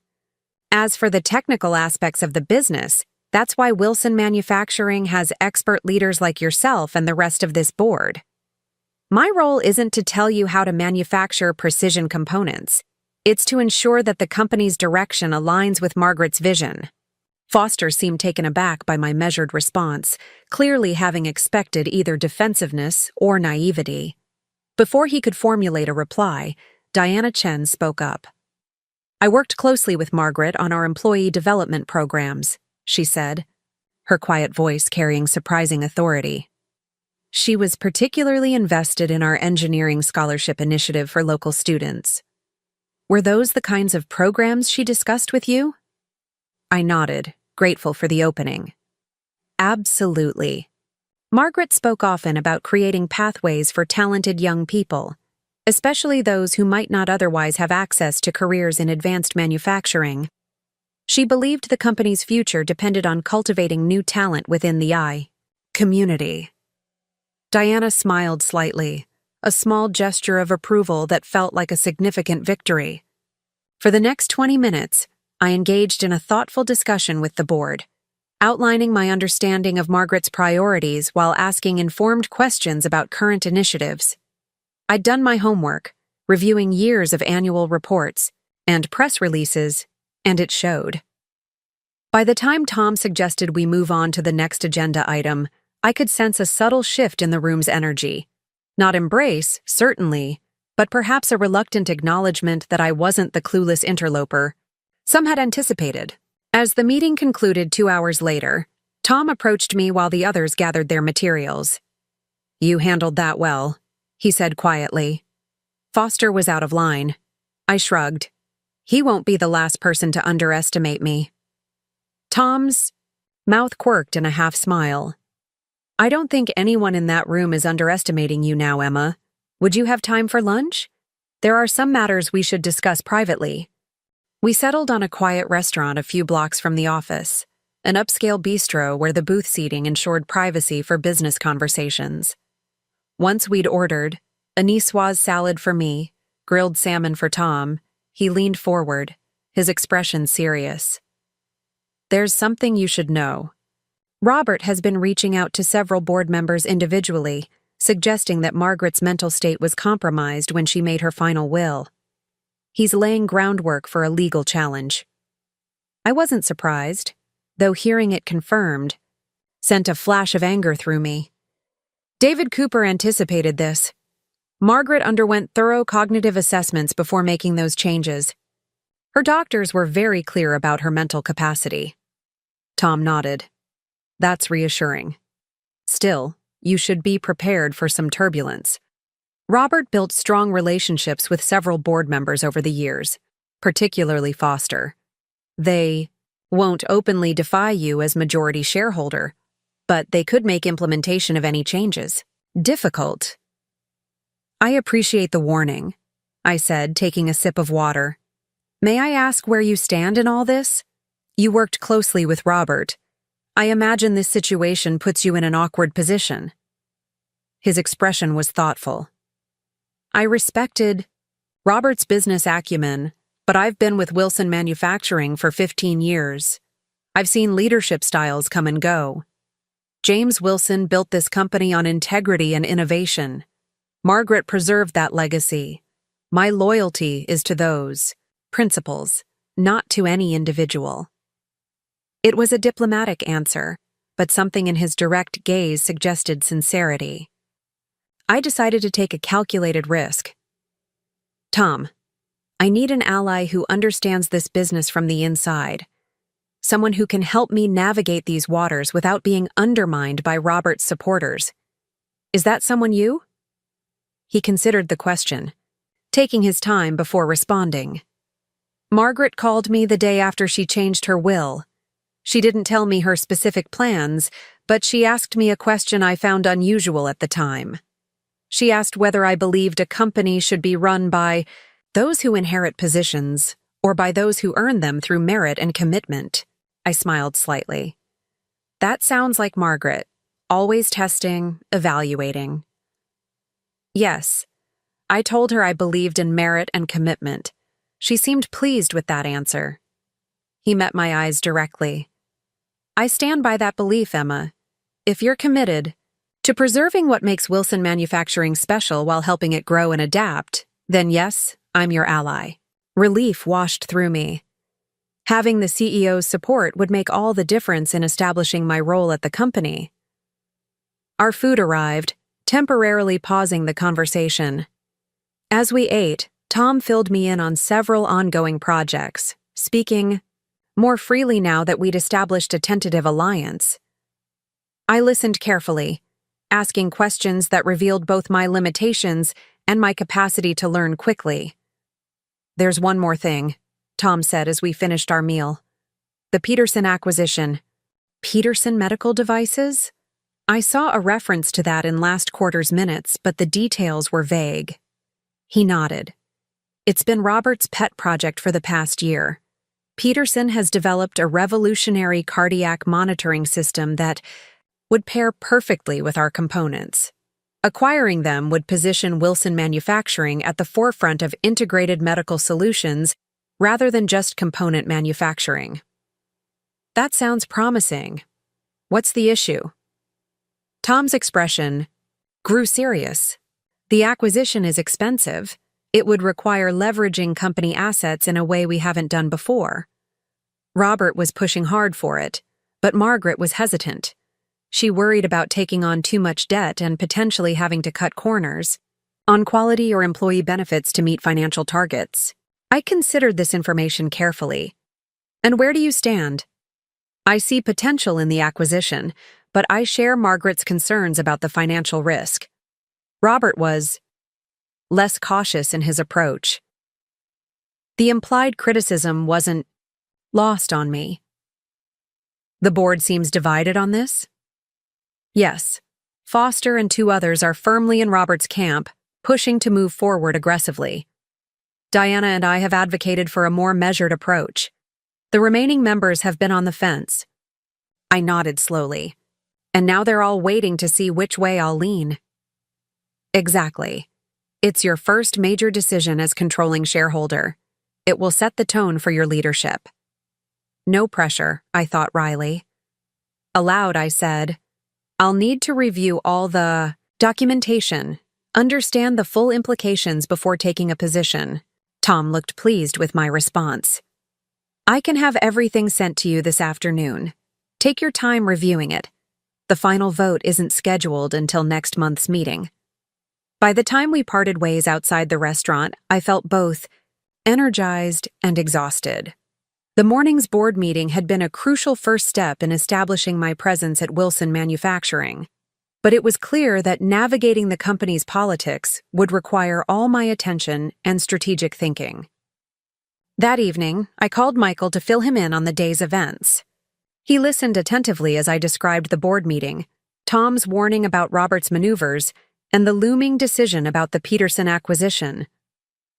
"Robert always did have a thing for bold moves," Michael commented when I finished. "Dad was more conservative, building slowly and sustainably. Mom understood that approach better than either of us sons, I think." "That's the impression I got from her journal," I agreed. "She valued stability and quality over rapid expansion." "The Peterson deal isn't necessarily wrong," Michael clarified. "It could be transformative for the company. But Robert's timeline and approach were typically aggressive. He wanted to move fast, worry about the details later." I sighed, rubbing my temples. "I don't know enough yet to make an informed decision. I feel like I'm playing catch-up on years of business context." "That's because you are," Michael said simply. "Listen, Emma, there's something I've been thinking about since our talk the other day. What if I came back to Wilson Manufacturing? Not in Robert's role, obviously, but as a consultant on strategic initiatives. I could help you navigate some of these decisions, provide historical context that Tom might not have." I hadn't expected this offer. Michael had deliberately kept his distance from the family business for years, pursuing his own ventures in a related but distinct industry. His return would signal a significant shift in the family dynamics. "Are you sure?" I asked. "I thought you were happy with your consulting firm." There was a pause before he responded. "I've been rethinking a lot of things since Mom died. My relationship with her, with Robert, with the company Dad built. I stayed away partly because of the tension with Robert, but also because I thought I needed to forge my own path. Now I'm wondering if that was just pride." The vulnerability in his voice surprised me. In all the years I'd known Michael, he'd always maintained a certain emotional distance, much like his brother in that regard. I think Margaret would be pleased, I said carefully. Having another Wilson involved in the company again. Not just any Wilson, he replied, a smile evident in his voice. The one who actually paid attention when Dad explained manufacturing processes at dinner. I laughed. You know, that might be exactly what I need. Someone who understands both the business side and the Wilson family history. Then it's settled. I'll draw up a consulting proposal and send it over tomorrow.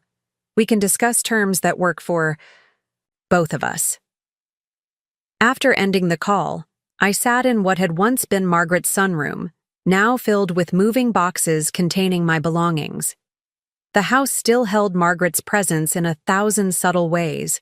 Her choice of paint colors, the arrangement of furniture, the well-tended orchids that somehow continued to thrive despite her absence. Yet it was gradually becoming mine as well, a space where I could reimagine my life beyond the boundaries of wife and caretaker. The following week passed in a blur of activity. During the day, I immersed myself in learning about Wilson manufacturing, reviewing financial statements, touring production facilities, meeting with department heads. Evenings were spent alternating between settling into Margaret's house and volunteering at the community center's physical therapy program.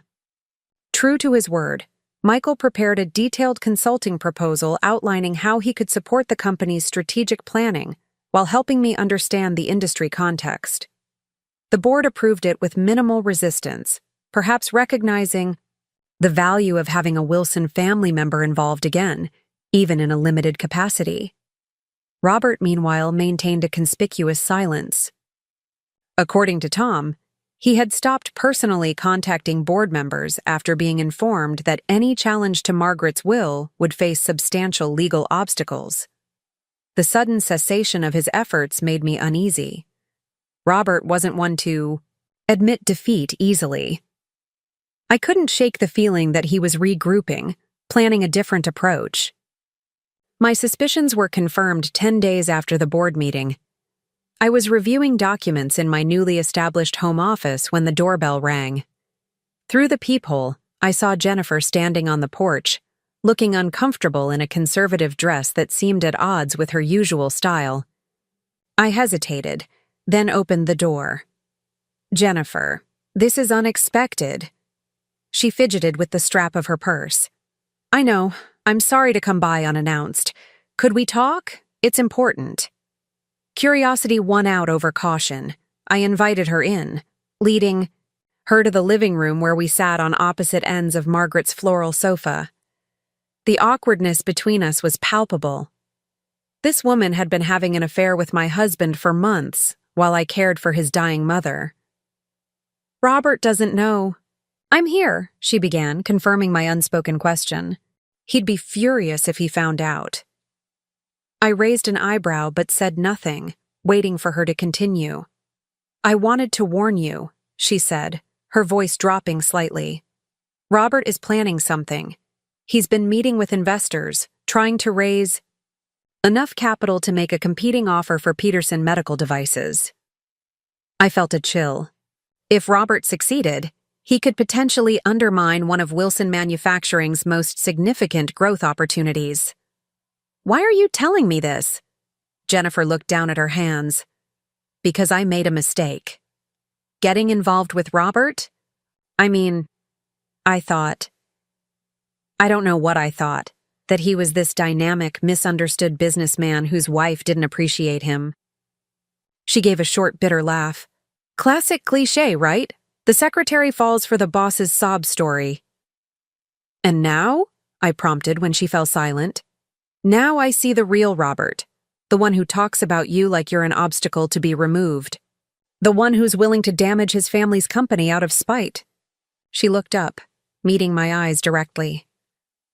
"I'm not asking for forgiveness or understanding. I just thought you should know what you're up against." I studied her face, searching for signs of deception. Finding none, I nodded slowly. "Thank you for telling me. May I ask why you're still with him, if you've seen this side of him?" A flash of something, shame perhaps, crossed her features. I'm not. As of yesterday. That's another reason he can't know I came here. I ended things after overhearing his conversation with the investors. He didn't take it well. That explained her obvious nervousness. Do you need help? Somewhere to stay? She looked startled by the offer. No, I have a friend I'm staying with. I just wanted to make sure you knew what was happening. You were good to Margaret. She spoke highly of you the few times I met her at company events. After Jennifer left, I sat in silence for several minutes, processing this unexpected development. If what she'd said was true, and my instinct told me it was, Robert was moving from undermining my position at Wilson Manufacturing to actively competing against the company's interests. It was a level of vindictiveness that surprised even me. I called Tom immediately, relaying Jennifer's information without revealing its source. He listened gravely, then sighed. It's possible, he confirmed. Peterson is privately held, and while we've been in exclusive negotiations, there's no signed agreement yet. If Robert could secure enough funding and make a more attractive offer, he could theoretically outbid us. How likely is he to succeed? Honestly, not very. The funding required is substantial, and Robert's reputation in the industry isn't what it once was. Still, we can't afford to dismiss the threat entirely. What do you recommend? There was a brief pause as Tom considered. We accelerate our timeline. The board was planning to vote on the acquisition next month, but we could move it up to next week if we're prepared to make a decision. This put me in a difficult position. I was still reviewing the acquisition materials, still forming my opinion on whether this was the right move for the company. Accelerating the timeline meant making that decision with less information than I'd hoped to have. Let me think about it, I told Tom. I'll get back to you tomorrow. That night, I couldn't sleep. I paced Margaret's house, my house now, thinking through my options. On one hand, rushing the Peterson acquisition to block Robert seemed reactive, potentially reckless. On the other hand, if the acquisition truly represented Wilson Manufacturing's best path forward, losing it to Robert's spite would be devastating for the company. Around midnight, I found myself in Margaret's study, drawn once again to her journal. Flipping through its pages, I searched for guidance, some indication of what she would do in my position. Toward the back, I found an entry from just 2 months, before her death. Business decisions, like personal ones, should never be made from a place of fear or spite. James taught me that. When our competitors tried to pressure us into cutting corners to meet price points, he refused. We'll compete. On quality and innovation, he said, not by becoming something we're not. We nearly went bankrupt that year, but the following year, when defects were discovered in our competitors' products, our reputation for unwavering quality saved us. Sometimes the right decision doesn't look like the safe one. I closed the journal, a sense of clarity settling over me. Margaret wouldn't want me making decisions based on Robert's threats. She would want me to evaluate the Peterson acquisition on its merits, considering what was best for Wilson Manufacturing's long-term health, not just its immediate competitive position. The next morning, I called Michael and asked him to meet me at a local cafe. Over coffee, I shared Jennifer's warning and Tom's suggestion to accelerate the acquisition timeline. What's your gut telling you about Peterson? Michael asked after hearing me out. Setting aside Robert's interference, do you think it's the right move? I appreciated that he asked for my opinion first, rather than immediately offering his own. I see the potential, I said slowly. The integration of their monitoring technology with our components could create something truly innovative. But the financial risk is significant, especially if we move at the accelerated pace Tom's suggesting. Michael nodded thoughtfully. The challenge with acquisitions is that they often look better on paper than in execution. Culture clashes, integration issues, hidden liabilities, all of these can turn a promising deal sour. So you're against it? Not necessarily, I'm saying that if we do this, we need to be thorough, not rushed. Robert's potential competing bid changes the timeline, but it shouldn't change our standards for due diligence. His use of we wasn't lost on me. In just a week, Michael had fully committed to helping navigate this situation, his initial hesitation replaced by engaged involvement. What if, I suggested, we proposed a third option, not rushing to acquire Peterson immediately, but not walking away either? What if we negotiated a strategic partnership instead, something that could potentially lead to acquisition down the road, but would give us time to work together, evaluate compatibility, and spread the financial commitment over a longer period? Michael's eyes lit up. A staged approach. It's less flashy than an outright acquisition, but potentially much smarter for long-term success. He pulled out his phone, making a few quick calculations. We could structure an exclusive licensing agreement for their monitoring technology, combined with a minority equity investment. It would secure the relationship without the full financial exposure of an acquisition. For the next hour, we refined the concept, identifying potential terms, advantages, and challenges. By the time we finished our coffee, we had outlined a proposal that felt true to Margaret's principles, innovative but not reckless, growth-oriented but not at the expense of the company's financial health. "This is good, Emma," Michael said as we prepared to leave. "Really good. But are you ready to present it to the board? Foster and his allies will push back. It's not the decisive move Robert was advocating." I thought about the board meeting, about Foster's dismissive attitude and the others' wary assessment. I thought about Margaret's confidence in me, expressed through both her journal and her final bequest.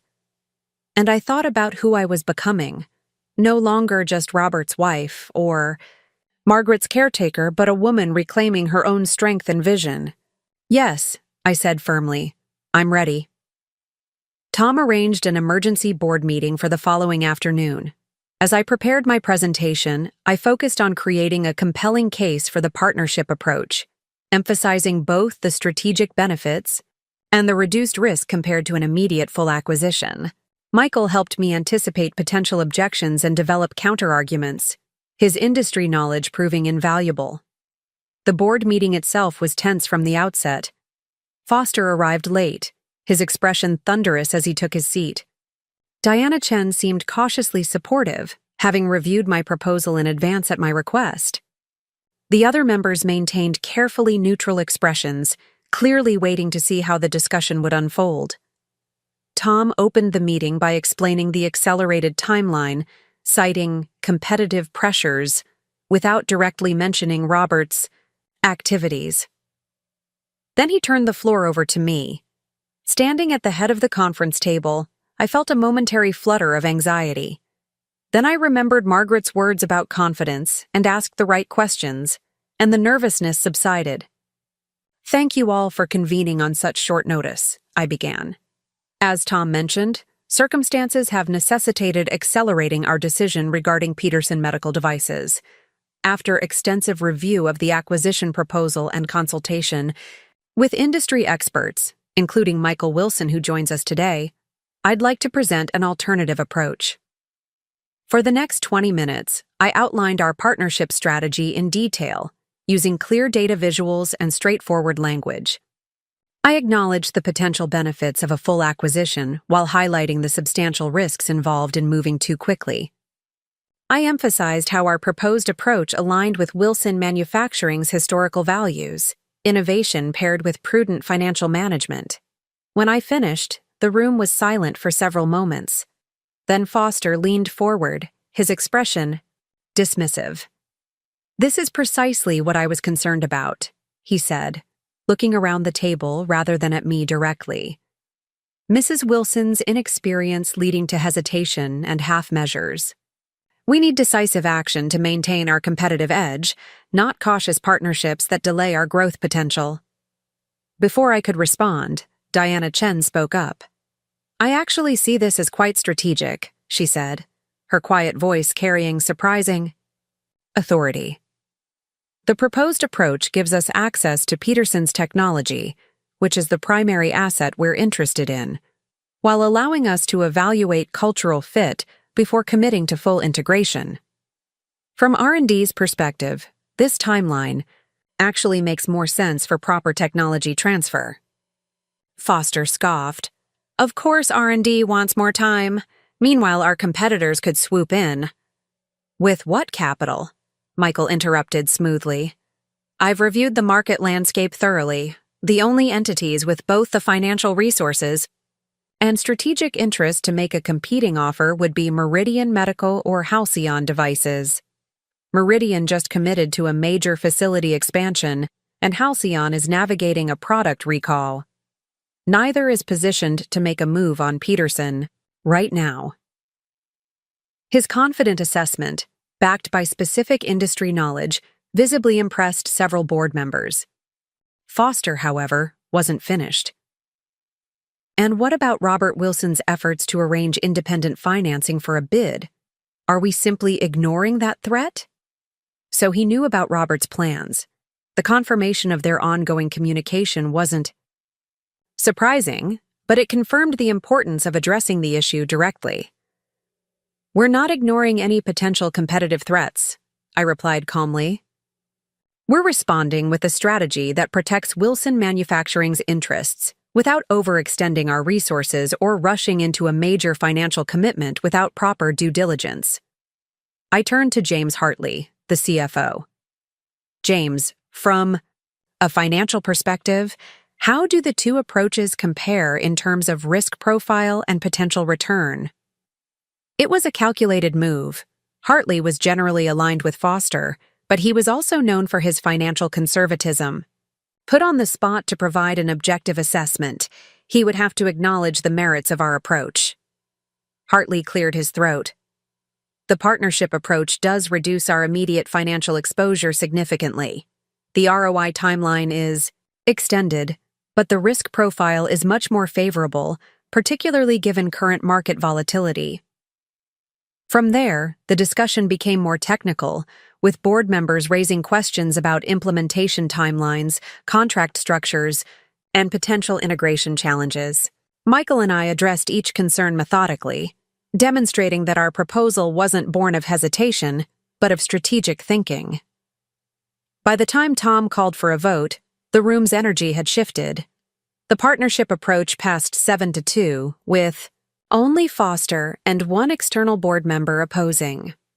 As the meeting concluded, several board members approached to congratulate me on a well-presented proposal.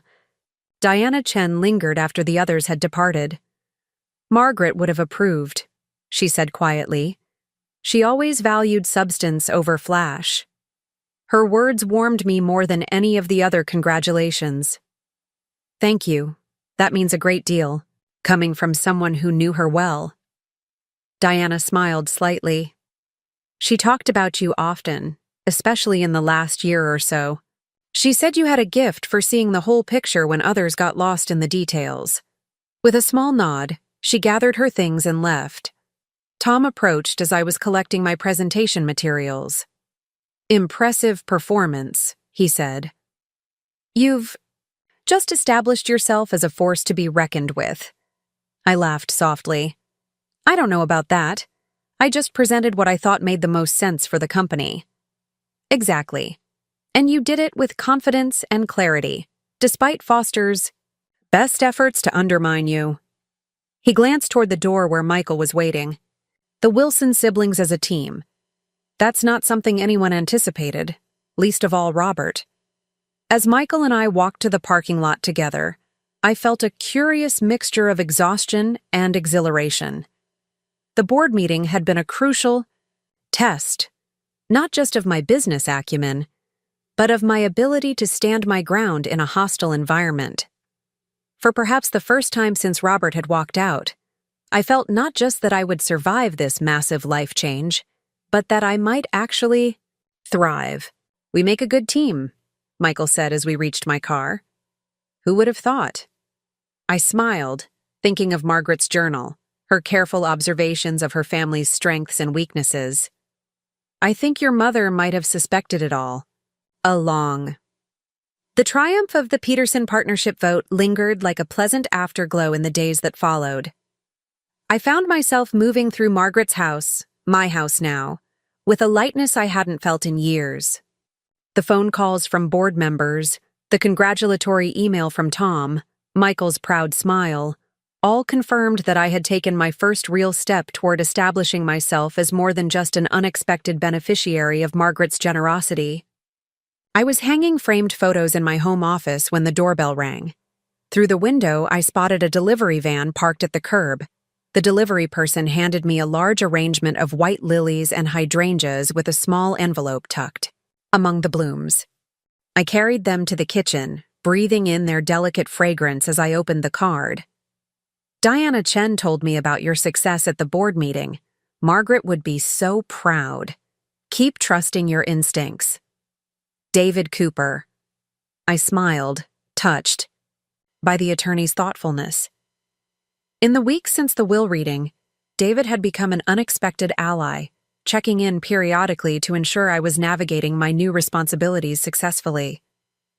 Unlike some, he seemed genuinely pleased that Margaret had chosen me as her successor.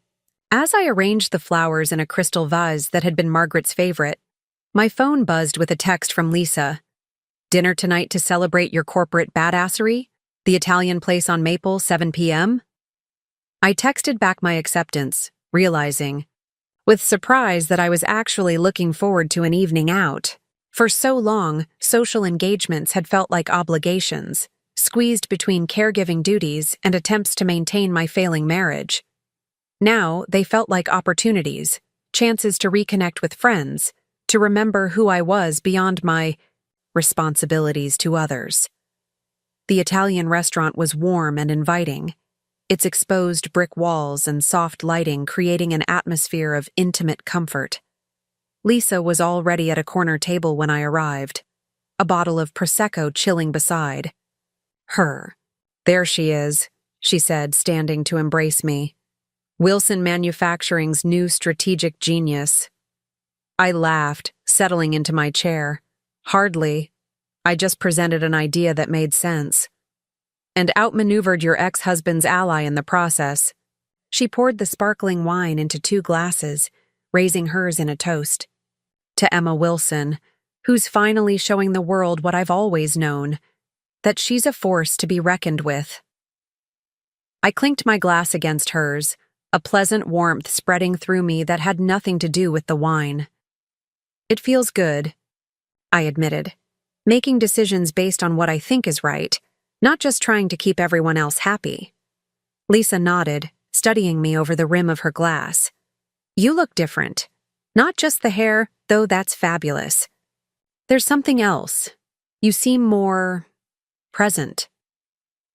I feel more present, I said, realizing the truth of it as I spoke. For years, I was always thinking ahead to the next task, the next crisis, the next need I had to meet. Now I'm actually experiencing my life as it happens. We ordered our meal, handmade ravioli for Lisa, grilled branzino for me, and fell into the comfortable rhythm of conversation that had sustained our friendship through college, careers, my marriage, her divorce, and countless life changes. As we lingered over tiramisu and espresso, Lisa brought up a subject I'd been avoiding. Have you heard anything more from Robert since the board meeting? I shook my head. Radio silence. Which is unusual for him. He doesn't typically accept defeat gracefully. You think he's planning something else? I considered the question, recalling Robert's pattern throughout our marriage. Robert doesn't give up easily, especially when his pride is involved. The Peterson partnership was a setback for him, but I doubt it's the end of whatever he's planning. Lisa's expression grew serious. Just be careful, Em. Men like Robert, men used to power and control, they don't handle losing well. I know, I assured her. I'm keeping my guard up. Walking home that evening, enjoying the mild spring air, I reflected on how much had changed in such a short time. Just months ago, I'd been balancing Margaret's care with desperate attempts to save my crumbling marriage. Now I was finding my footing as a business owner while creating a new home for myself in Margaret's house. The following Monday brought a new challenge. Tom called early, his voice tense. "We have a situation developing with the Peterson partnership. Their CEO just called. He's received a competing offer and wants to discuss our response." My stomach tightened. "Robert?" "No, actually. Artemis Health Technologies. They're a major player, Emma. 10 times our size with international reach. They've apparently offered Peterson a full acquisition at 20% above our partnership valuation." I sank into my desk chair, processing this unexpected development. What's Peterson's position? Are they leaning toward the Artemis offer? Dr. Peterson, James Peterson, the founder and CEO, says he prefers our approach philosophically. He built his company specifically to advance cardiac monitoring technology, not to be absorbed into some corporate behemoth. But the financial differential is significant, and he has investors to consider. "So what are our options?" Tom sighed. "We could increase our financial offer, though matching Artemis dollar for dollar would strain our resources substantially. Or we could emphasize the non-financial benefits of our partnership: greater autonomy, shared research objectives, cultural alignment." I thought for a moment. Is there a third option? Could we bring in another partner to strengthen our position without overextending ourselves? There was a pause on the line. "That's actually an interesting approach. Let me make some calls and get back to you." In the meantime, Dr. Peterson has agreed to meet with us tomorrow morning to discuss our response. Can you be there? Absolutely. After ending the call, I immediately reached out to Michael, filling him in on the situation. He arrived at my house an hour later with his laptop and a folder of notes, ready to strategize. "Artemis is formidable," he confirmed, showing me their corporate profile. "They've been on an acquisition spree for the past 2 years, gobbling up smaller medical technology firms to expand their portfolio." "What happens to those smaller companies after acquisition?" I asked, scanning the impressive list of Artemis's recent purchases. Michael grimaced. "Typically, they're stripped for intellectual property and valuable talent, then gradually dismantled. Artemis has a reputation for promising autonomy to acquisition targets, then centralizing operations within months of closing the deal. That information gave me an idea. Do you think we could find someone from one of those acquired companies? Someone who could speak directly to Peterson about their experience?" Michael's eyes lit up. "Actually, yes. I know the former VP of research at Medisync. They were acquired by Artemis 18 months ago. Last I heard, he'd left the company after clashing with Artemis management over research priorities. I could reach out, see if he'd be willing to speak with us or Dr. Peterson." "Do it," I said decisively. "And let's look more closely at Peterson himself. Tom mentioned he built his company specifically to advance cardiac monitoring technology. What's his background? What motivates him beyond financial success?" We spent the next several hours researching James Peterson, his academic career at Stanford Medical School, his early patents, his published papers on improving cardiac care. Through technology, the picture that emerged was of a physician-scientist driven primarily by improving patient outcomes, someone who had entered the business world as a means to turn his innovations into widely available solutions. "He's not a typical CEO," Michael observed as we reviewed Peterson's TEDx talk on medical innovation. "Money seems secondary to his mission. That gives us an angle Artemis can't match, regardless of their financial offer." I nodded in agreement. "So our strategy for tomorrow is to emphasize mission alignment and the preservation of Peterson's research vision, while introducing the possibility of bringing in a third partner to strengthen our financial position." Exactly. And if my contact from Medisync is willing to share his experience with Artemis, that could be powerful reinforcement. The next morning, Michael and I met Tom at Wilson Manufacturing's headquarters before driving together to Peterson Medical Devices. located in a modern office park about 40 miles from Oak Ridge. Michael's former colleague had agreed to join us, flying in from Chicago on short notice to share his Artemis experience directly with Dr. Peterson. The Peterson offices were impressive but understated, sleek. Glass and steel architecture housing state-of-the-art research labs and engineering facilities. Dr. Peterson himself greeted us in the lobby, a trim man in his 60s with silver hair and intelligent eyes behind rimless glasses. "Mrs. Wilson," he said, shaking my hand firmly, "I've heard quite a bit about you in recent weeks. Your proposal for a strategic partnership, rather than an immediate acquisition, was refreshingly thoughtful in an industry that often prioritizes speed over sustainability."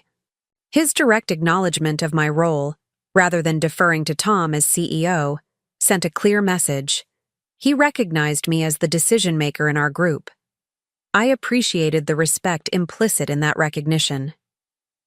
"Thank you, Dr. Peterson. Your technology is truly innovative. I believe our companies could accomplish remarkable things together, given the right structure and shared vision." He nodded, gesturing toward a conference room. "Shall we discuss what that might look like in light of recent developments?" The meeting lasted over 3 hours, evolving from a formal presentation into a collaborative discussion about possibilities. Dr. Peterson listened attentively as Michael's colleague described the post-acquisition dismantling of Medisync's research agenda, his expression growing increasingly troubled. When I outlined our vision for a 3-way partnership that would preserve Peterson's autonomy while providing greater financial resources than our original proposal, his interest was evident. "The third partner you're suggesting," he said, leaning forward slightly. "Do you have someone specific in mind?" I exchanged glances with Tom and Michael. We had discussed several possibilities but hadn't committed to a specific partner yet.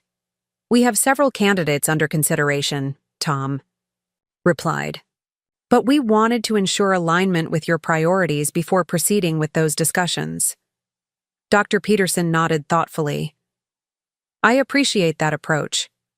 My concern with Artemis isn't just their history of consolidating acquisitions, though that's certainly troubling.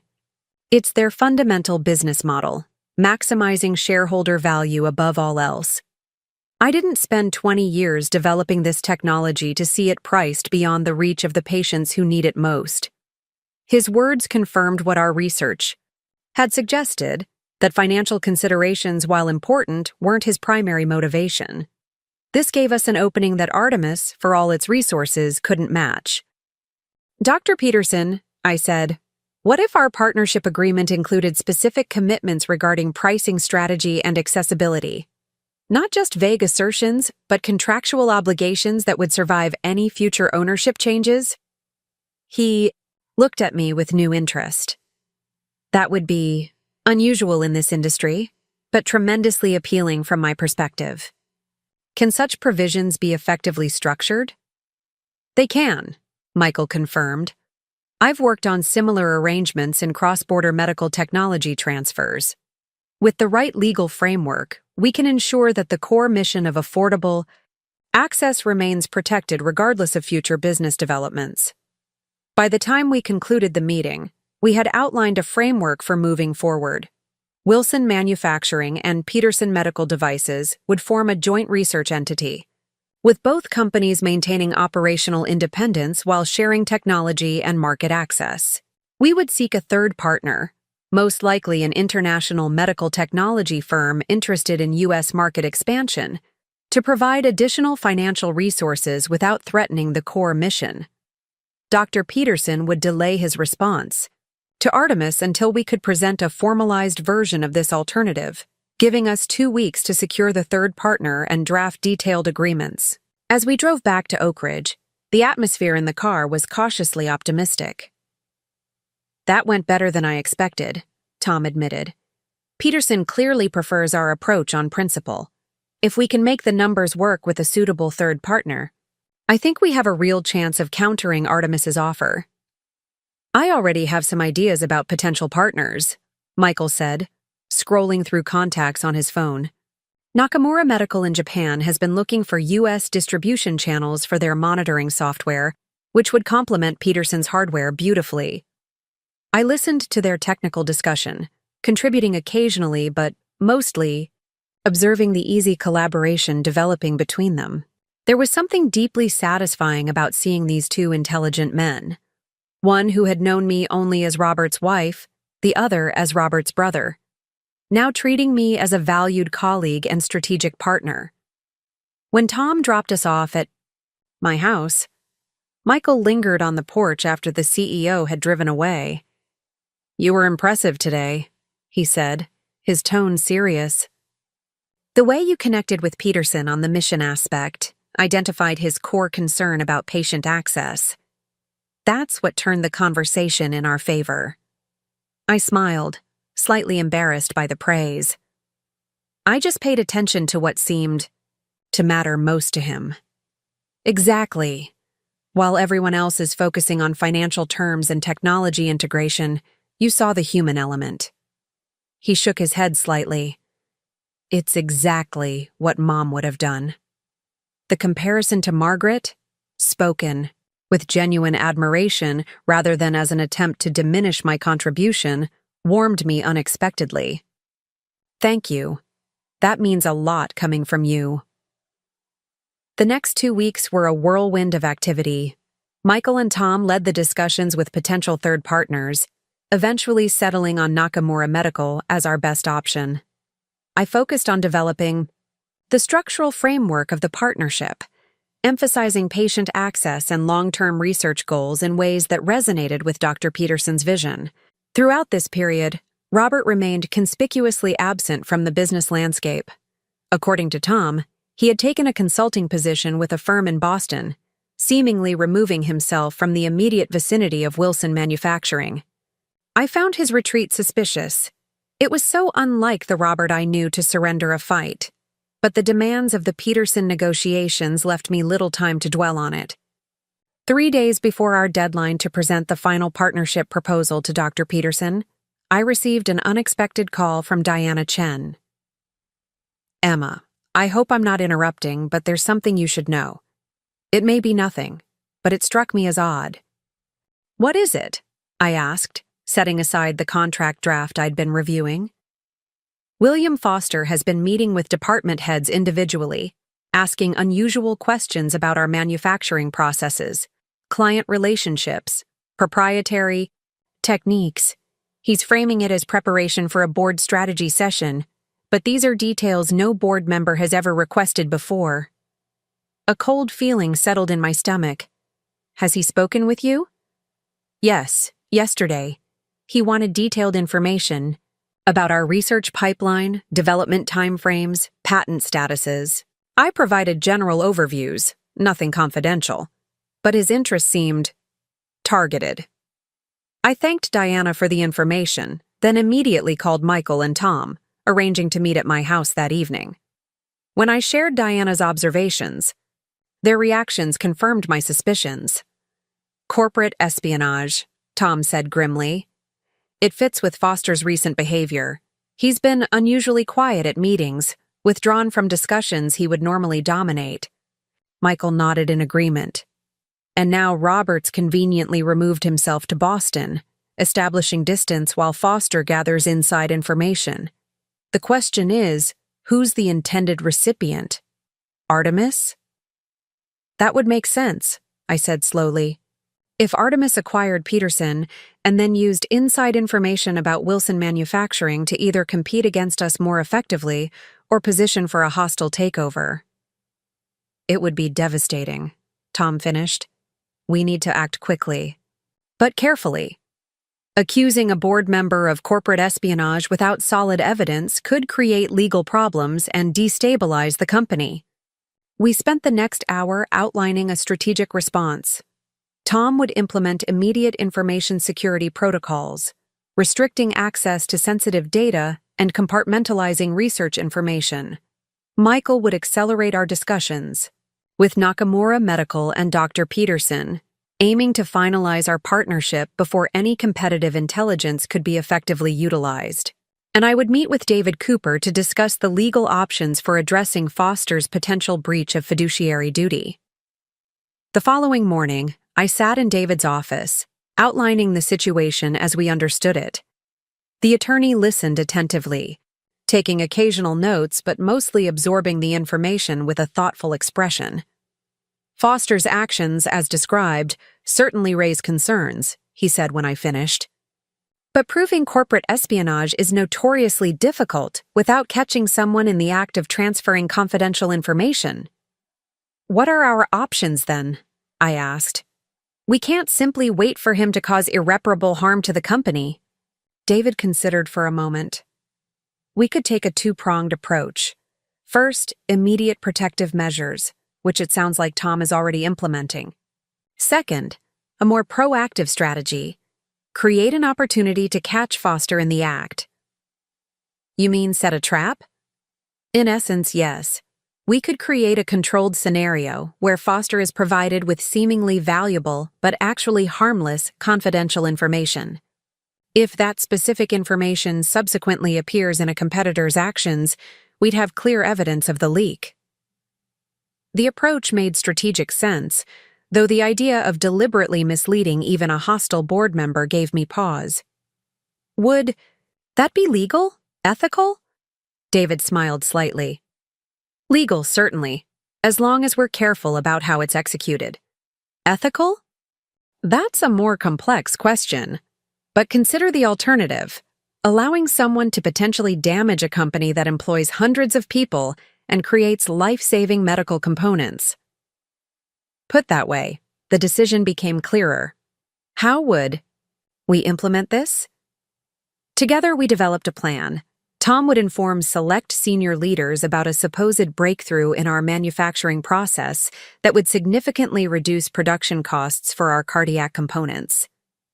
This fictitious development would be shared in a confidential meeting, to which Foster would be invited as the board's operations liaison. The details would be specific and technical enough to be traceable if they appeared elsewhere.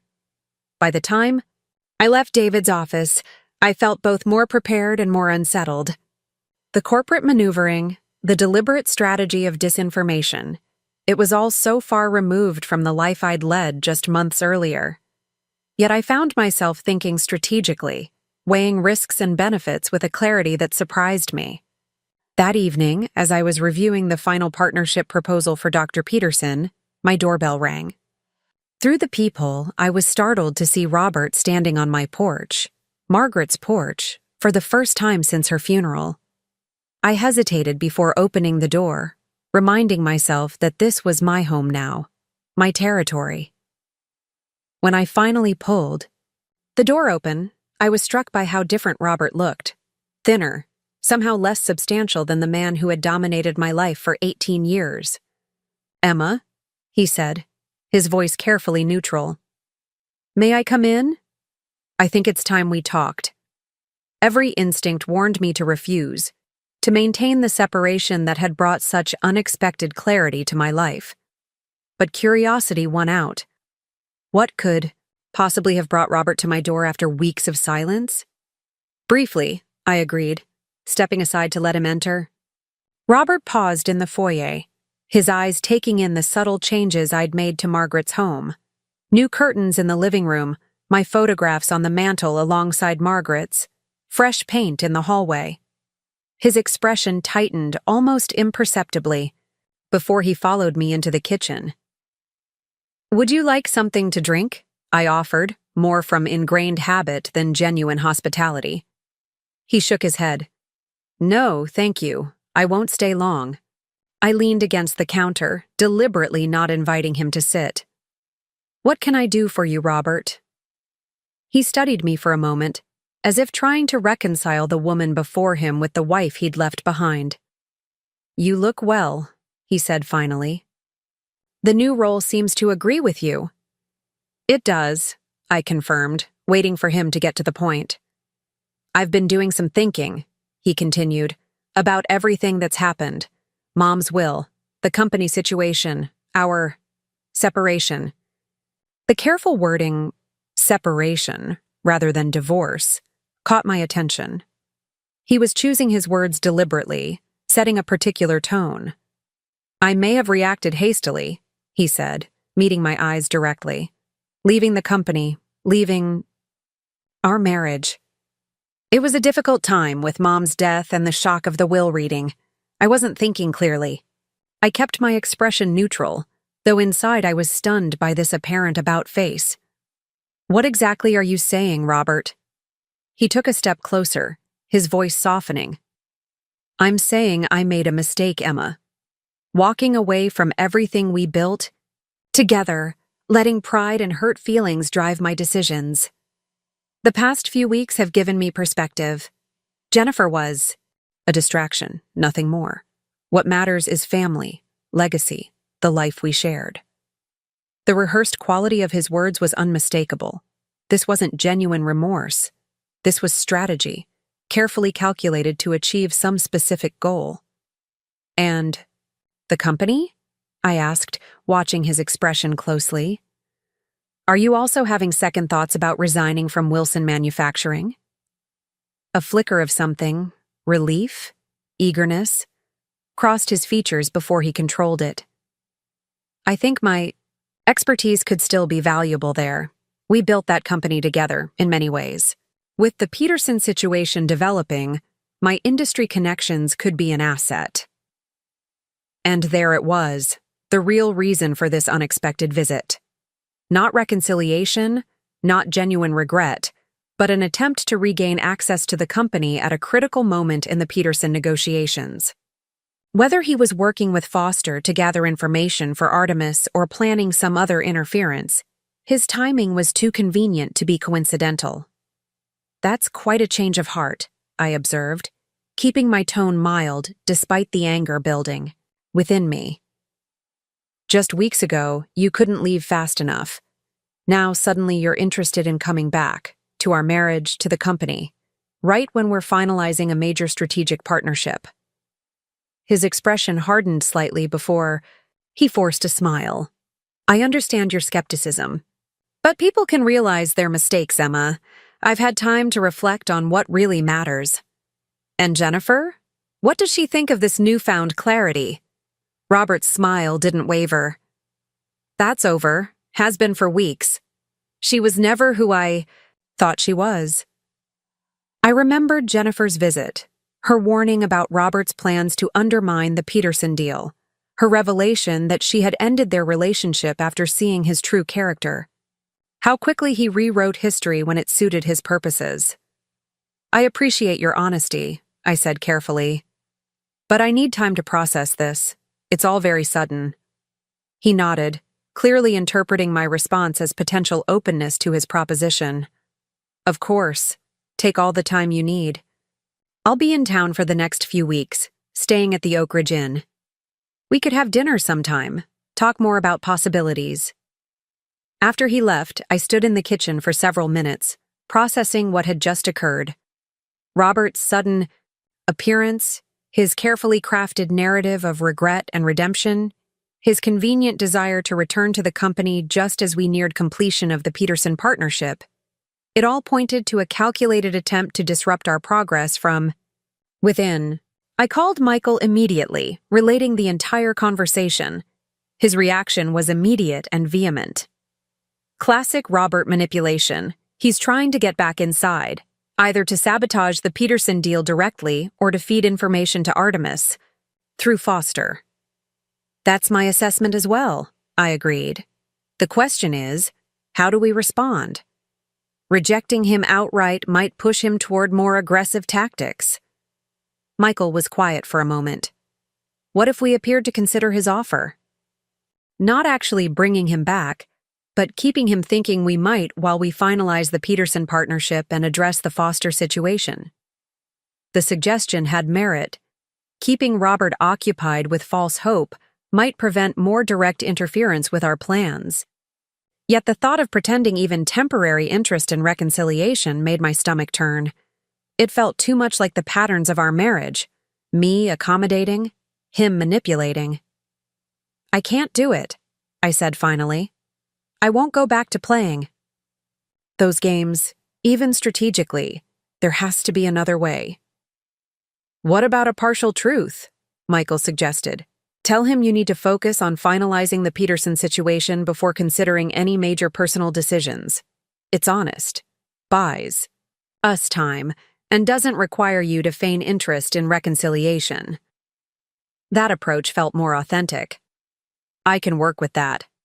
And in the meantime, we accelerate everything: the partnership finalization, the Foster investigation, securing the company's future before Robert can interfere further.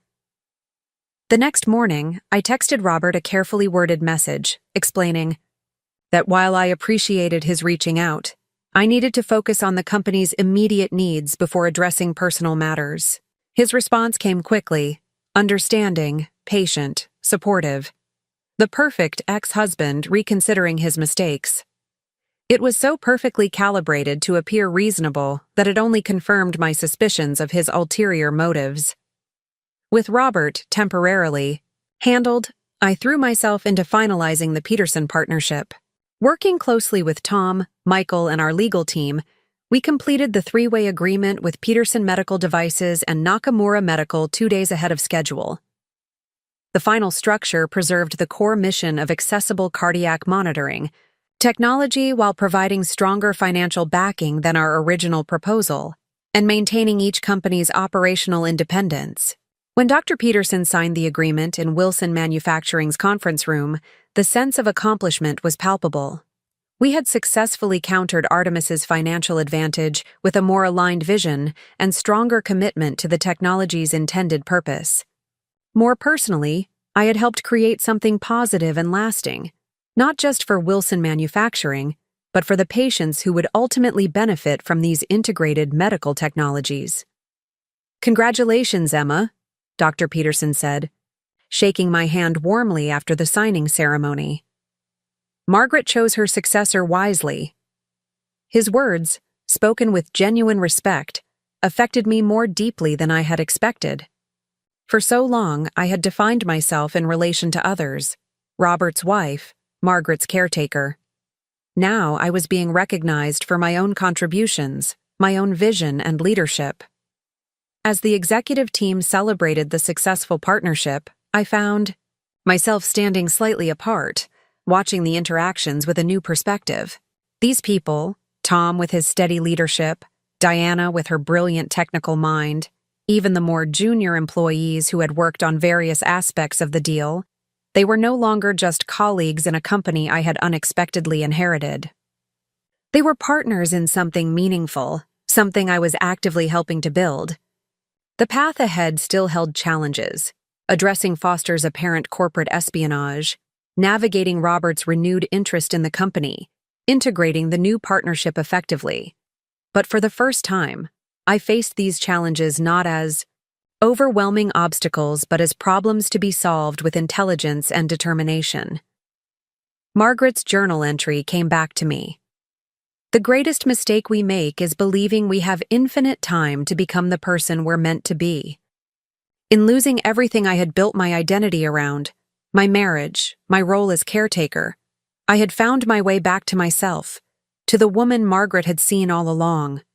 Not just a wife, not just a caretaker, but a person of substance and capability, ready to face whatever came next with clear eyes and newfound strength. The trap we set for William Foster sprung more quickly than any of us anticipated. 3 days after our confidential meeting about the fictitious manufacturing breakthrough, Diana Chen received a curious email from an Artemis Health Technologies representative inquiring about licensing opportunities for our new low-friction coding process, the exact terminology we had fabricated for our trap. Tom called an emergency executive meeting in a secure conference room, with increased security protocols that included leaving all electronic devices outside.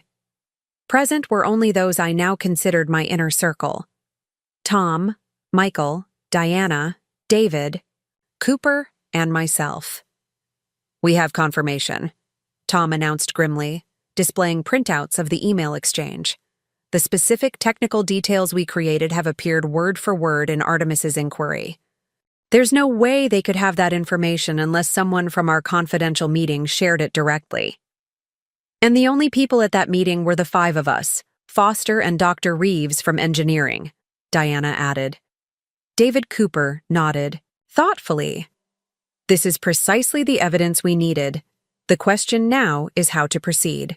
We could involve law enforcement immediately, but that creates public exposure that might damage company reputation and stock value. I considered our options carefully. What if we use this to neutralize both threats simultaneously? Foster and Robert. All eyes turned to me expectantly. We know Robert is attempting to reposition himself close to the company. We also know Foster has been feeding information to Artemis. What if we let Robert believe we're considering his return in a consultant capacity, but with a specific focus on reviewing board governance and information security? Michael caught on immediately. We tell him we've had concerns about information leaks but don't know the source. Ask him to help review our protocols since he knows the company so well. Exactly, I confirmed. Robert's ego won't let him pass up the opportunity to appear indispensable. And if Foster realizes Robert is investigating security breaches, Foster will panic, Tom finished, a slow smile spreading across his face. He'll either approach Robert to warn him off or accelerate his information gathering before his access is cut. Either way, we monitor both of them closely and catch them in the act of either collusion or individual corporate espionage, Diana added.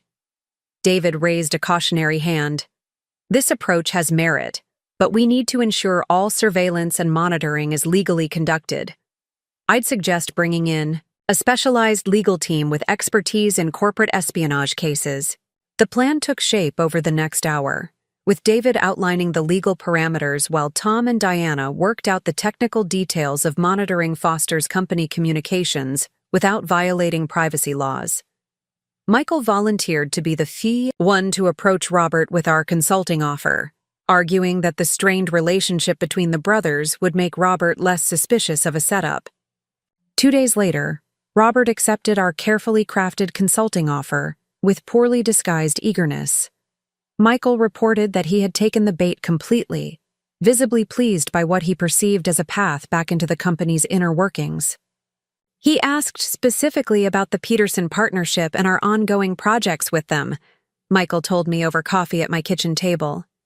I gave him the general information that's already public, but hinted that there were exciting developments he'd be briefed on once his consultant agreement was finalized. I nodded, picturing Robert's reaction, the calculated restraint hiding intense interest. I knew him so well, even now. And the security review aspect? He didn't bat an eye. Said he'd always had concerns about our information protection protocols, especially with certain board members who didn't understand modern cybersecurity threats, as if he's some kind of tech expert. Michael rolled his eyes. The consultant agreement gives him just enough access to feel important without providing any actual sensitive information. The wait was excruciating. For 10 days, we maintained the facade. Robert attending limited meetings, reviewing sanitized documents, making recommendations that went nowhere. Foster continued his board duties, apparently unaware that his communications were being monitored within legal boundaries established by David's team. Then, on the 11th day, the connection we'd been waiting for materialized. Foster sent an encrypted email from his personal account to an address associated with Artemis's chief strategy officer. Our cybersecurity team, operating under strict legal protocols, flagged the communication pattern without accessing the content. More damning was what happened next. Foster used his company keycard to access the Research and Development Secure Server Room at 9:47 p.m., long after normal business hours, and downloaded files related to our Peterson integration plans. The following morning, Robert requested a private meeting with me to discuss some concerns about information security. David Cooper joined us, at my insistence, in my office at Wilson Manufacturing headquarters. Emma, I've discovered something troubling, Robert began, his expression grave with manufactured concern. I believe William Foster has been accessing and potentially sharing confidential company information with outside parties. I maintained a neutral expression. That's a serious accusation. What evidence do you have? Robert produced a folder containing printed server access logs, the very logs our security team had flagged the previous evening. These show Foster accessing R&D servers at unusual hours, downloading sensitive files related to the Peterson partnership. I took the liberty of reviewing recent access patterns as part of my security assessment. I see, I said calmly. And how did you obtain these logs, Robert? They're restricted to the cybersecurity team and executive management. He hesitated briefly. I have connections in IT from my previous role. I asked for a favor, off the record. Given the circumstances, I felt it was justified. David Cooper leaned forward slightly. Mr. Wilson, are you suggesting you circumvented official channels to conduct unauthorized surveillance of a board member?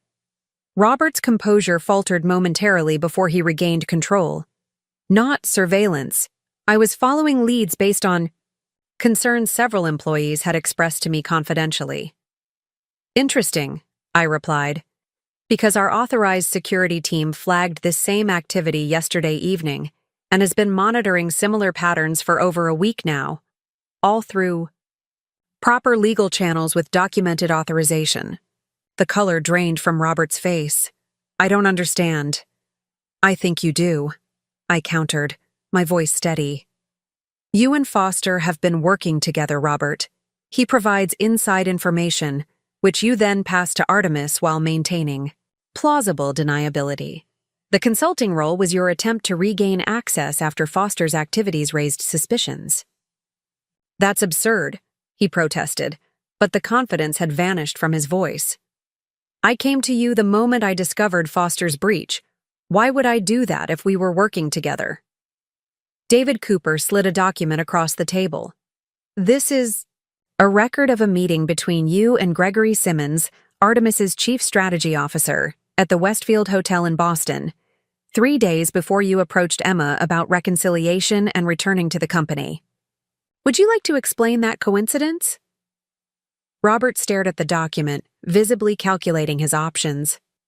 It was a social meeting. Greg and I know each other from industry events. Robert, I said quietly, it's over. We have Foster's communications, the server access logs, your meeting with Artemis, and the traced leak of our fabricated manufacturing breakthrough. The board is meeting this afternoon to remove Foster. The only question now is whether you'll face legal consequences alongside him. For a moment, I glimpsed the real Robert beneath the controlled exterior. Angry, cornered, dangerously wounded, in his pride. Then, as quickly as it appeared, the flash of raw emotion was replaced by calculated pragmatism. What do you want? He asked, his voice low. A complete severance of all ties, I stated. You sign a legal agreement relinquishing any future claims against Wilson Manufacturing or its partnerships. You stay away from the company, its employees, and its business interests permanently. In exchange, we don't pursue industrial espionage charges. And Foster? That's not your concern anymore. The board meeting that afternoon was tense but decisive.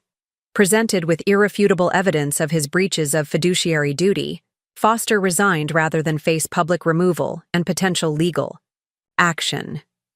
A carefully worded press release cited personal reasons for his departure, maintaining the company's public reputation while sending a clear message internally about the consequences of disloyalty. Robert signed the legal agreement David had prepared, effectively cutting all ties with Wilson Manufacturing forever. Our divorce proceedings, which had been moving slowly through initial filings, accelerated with his sudden eagerness to finalize our separation. Within weeks, 18 years of marriage was legally dissolved with surprisingly little fanfare, just signatures on documents and a division of assets that felt like closing the books on a business arrangement rather than a life partnership.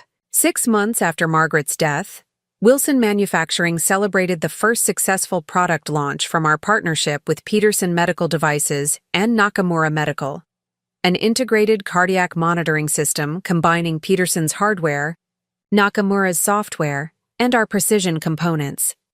Early clinical results showed promising improvements in patient outcomes, particularly for remote monitoring of rural patients with limited access to specialized cardiac care. At the launch celebration, held in the company's newly renovated atrium, I found myself surrounded by people who had become not just colleagues but friends. Tom with his steady leadership, Diana with her brilliant innovations, Michael who had discovered unexpected fulfillment in his role, bridging family legacy and future vision. Dr. Peterson raised a glass in my direction from across the room, a gesture of respect between partners who had chosen a path of collaboration over corporate consolidation. The company was thriving, its stock value higher than ever, its reputation for innovation and integrity intact, despite Robert and Foster's attempts to undermine it. Later that evening, as the event wound down, I slipped away to Margaret's, my, garden, behind the house that had become truly home. The autumn air was crisp, the flower beds prepared for winter's rest under Michael's surprisingly knowledgeable guidance. He had taken to visiting regularly, helping me maintain the extensive gardens his mother had loved, sharing stories of their family history I'd never heard during my marriage. Sitting on the stone bench Margaret had installed decades earlier, I opened her journal to one of the final entries, written just weeks before her death. I watch Emma tending my orchids with the same care she shows me, and I see in her what perhaps she cannot yet see in herself, a remarkable capacity for growth, for resilience, for becoming more fully herself even when circumstances try to diminish her. Robert calls her dependable, as if it's a small virtue.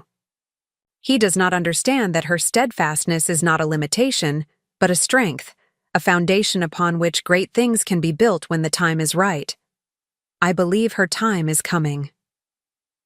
I closed the journal, breathing in the garden's earthy scent as twilight settled around me. Margaret had been right. My time had come, though not in any way either of us could have imagined. In losing what I thought defined me, my marriage, my role as caretaker, I had found something far more valuable myself. The company would continue to evolve under my guidance. The partnerships we'd formed creating innovations that helped patients far beyond Oak Ridge. My work at the community center's physical therapy program brought weekly satisfaction in helping others regain their strength and independence. My friendship with Lisa had deepened through our weekly dinners and occasional weekend trips to nearby cities.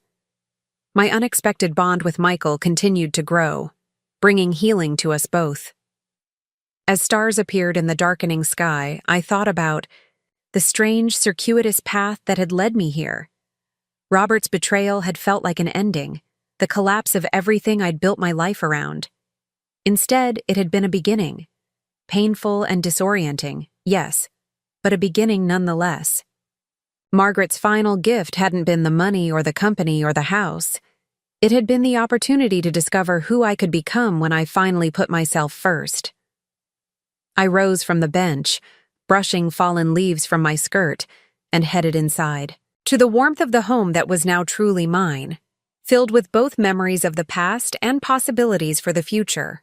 Whatever came next, I would face it with the knowledge that I was more than capable, not just of surviving, but of thriving on my own terms. Up next, you've got 2 more standout stories right on your screen. If this one hit the mark, you won't want to pass these up. Just click and check them out.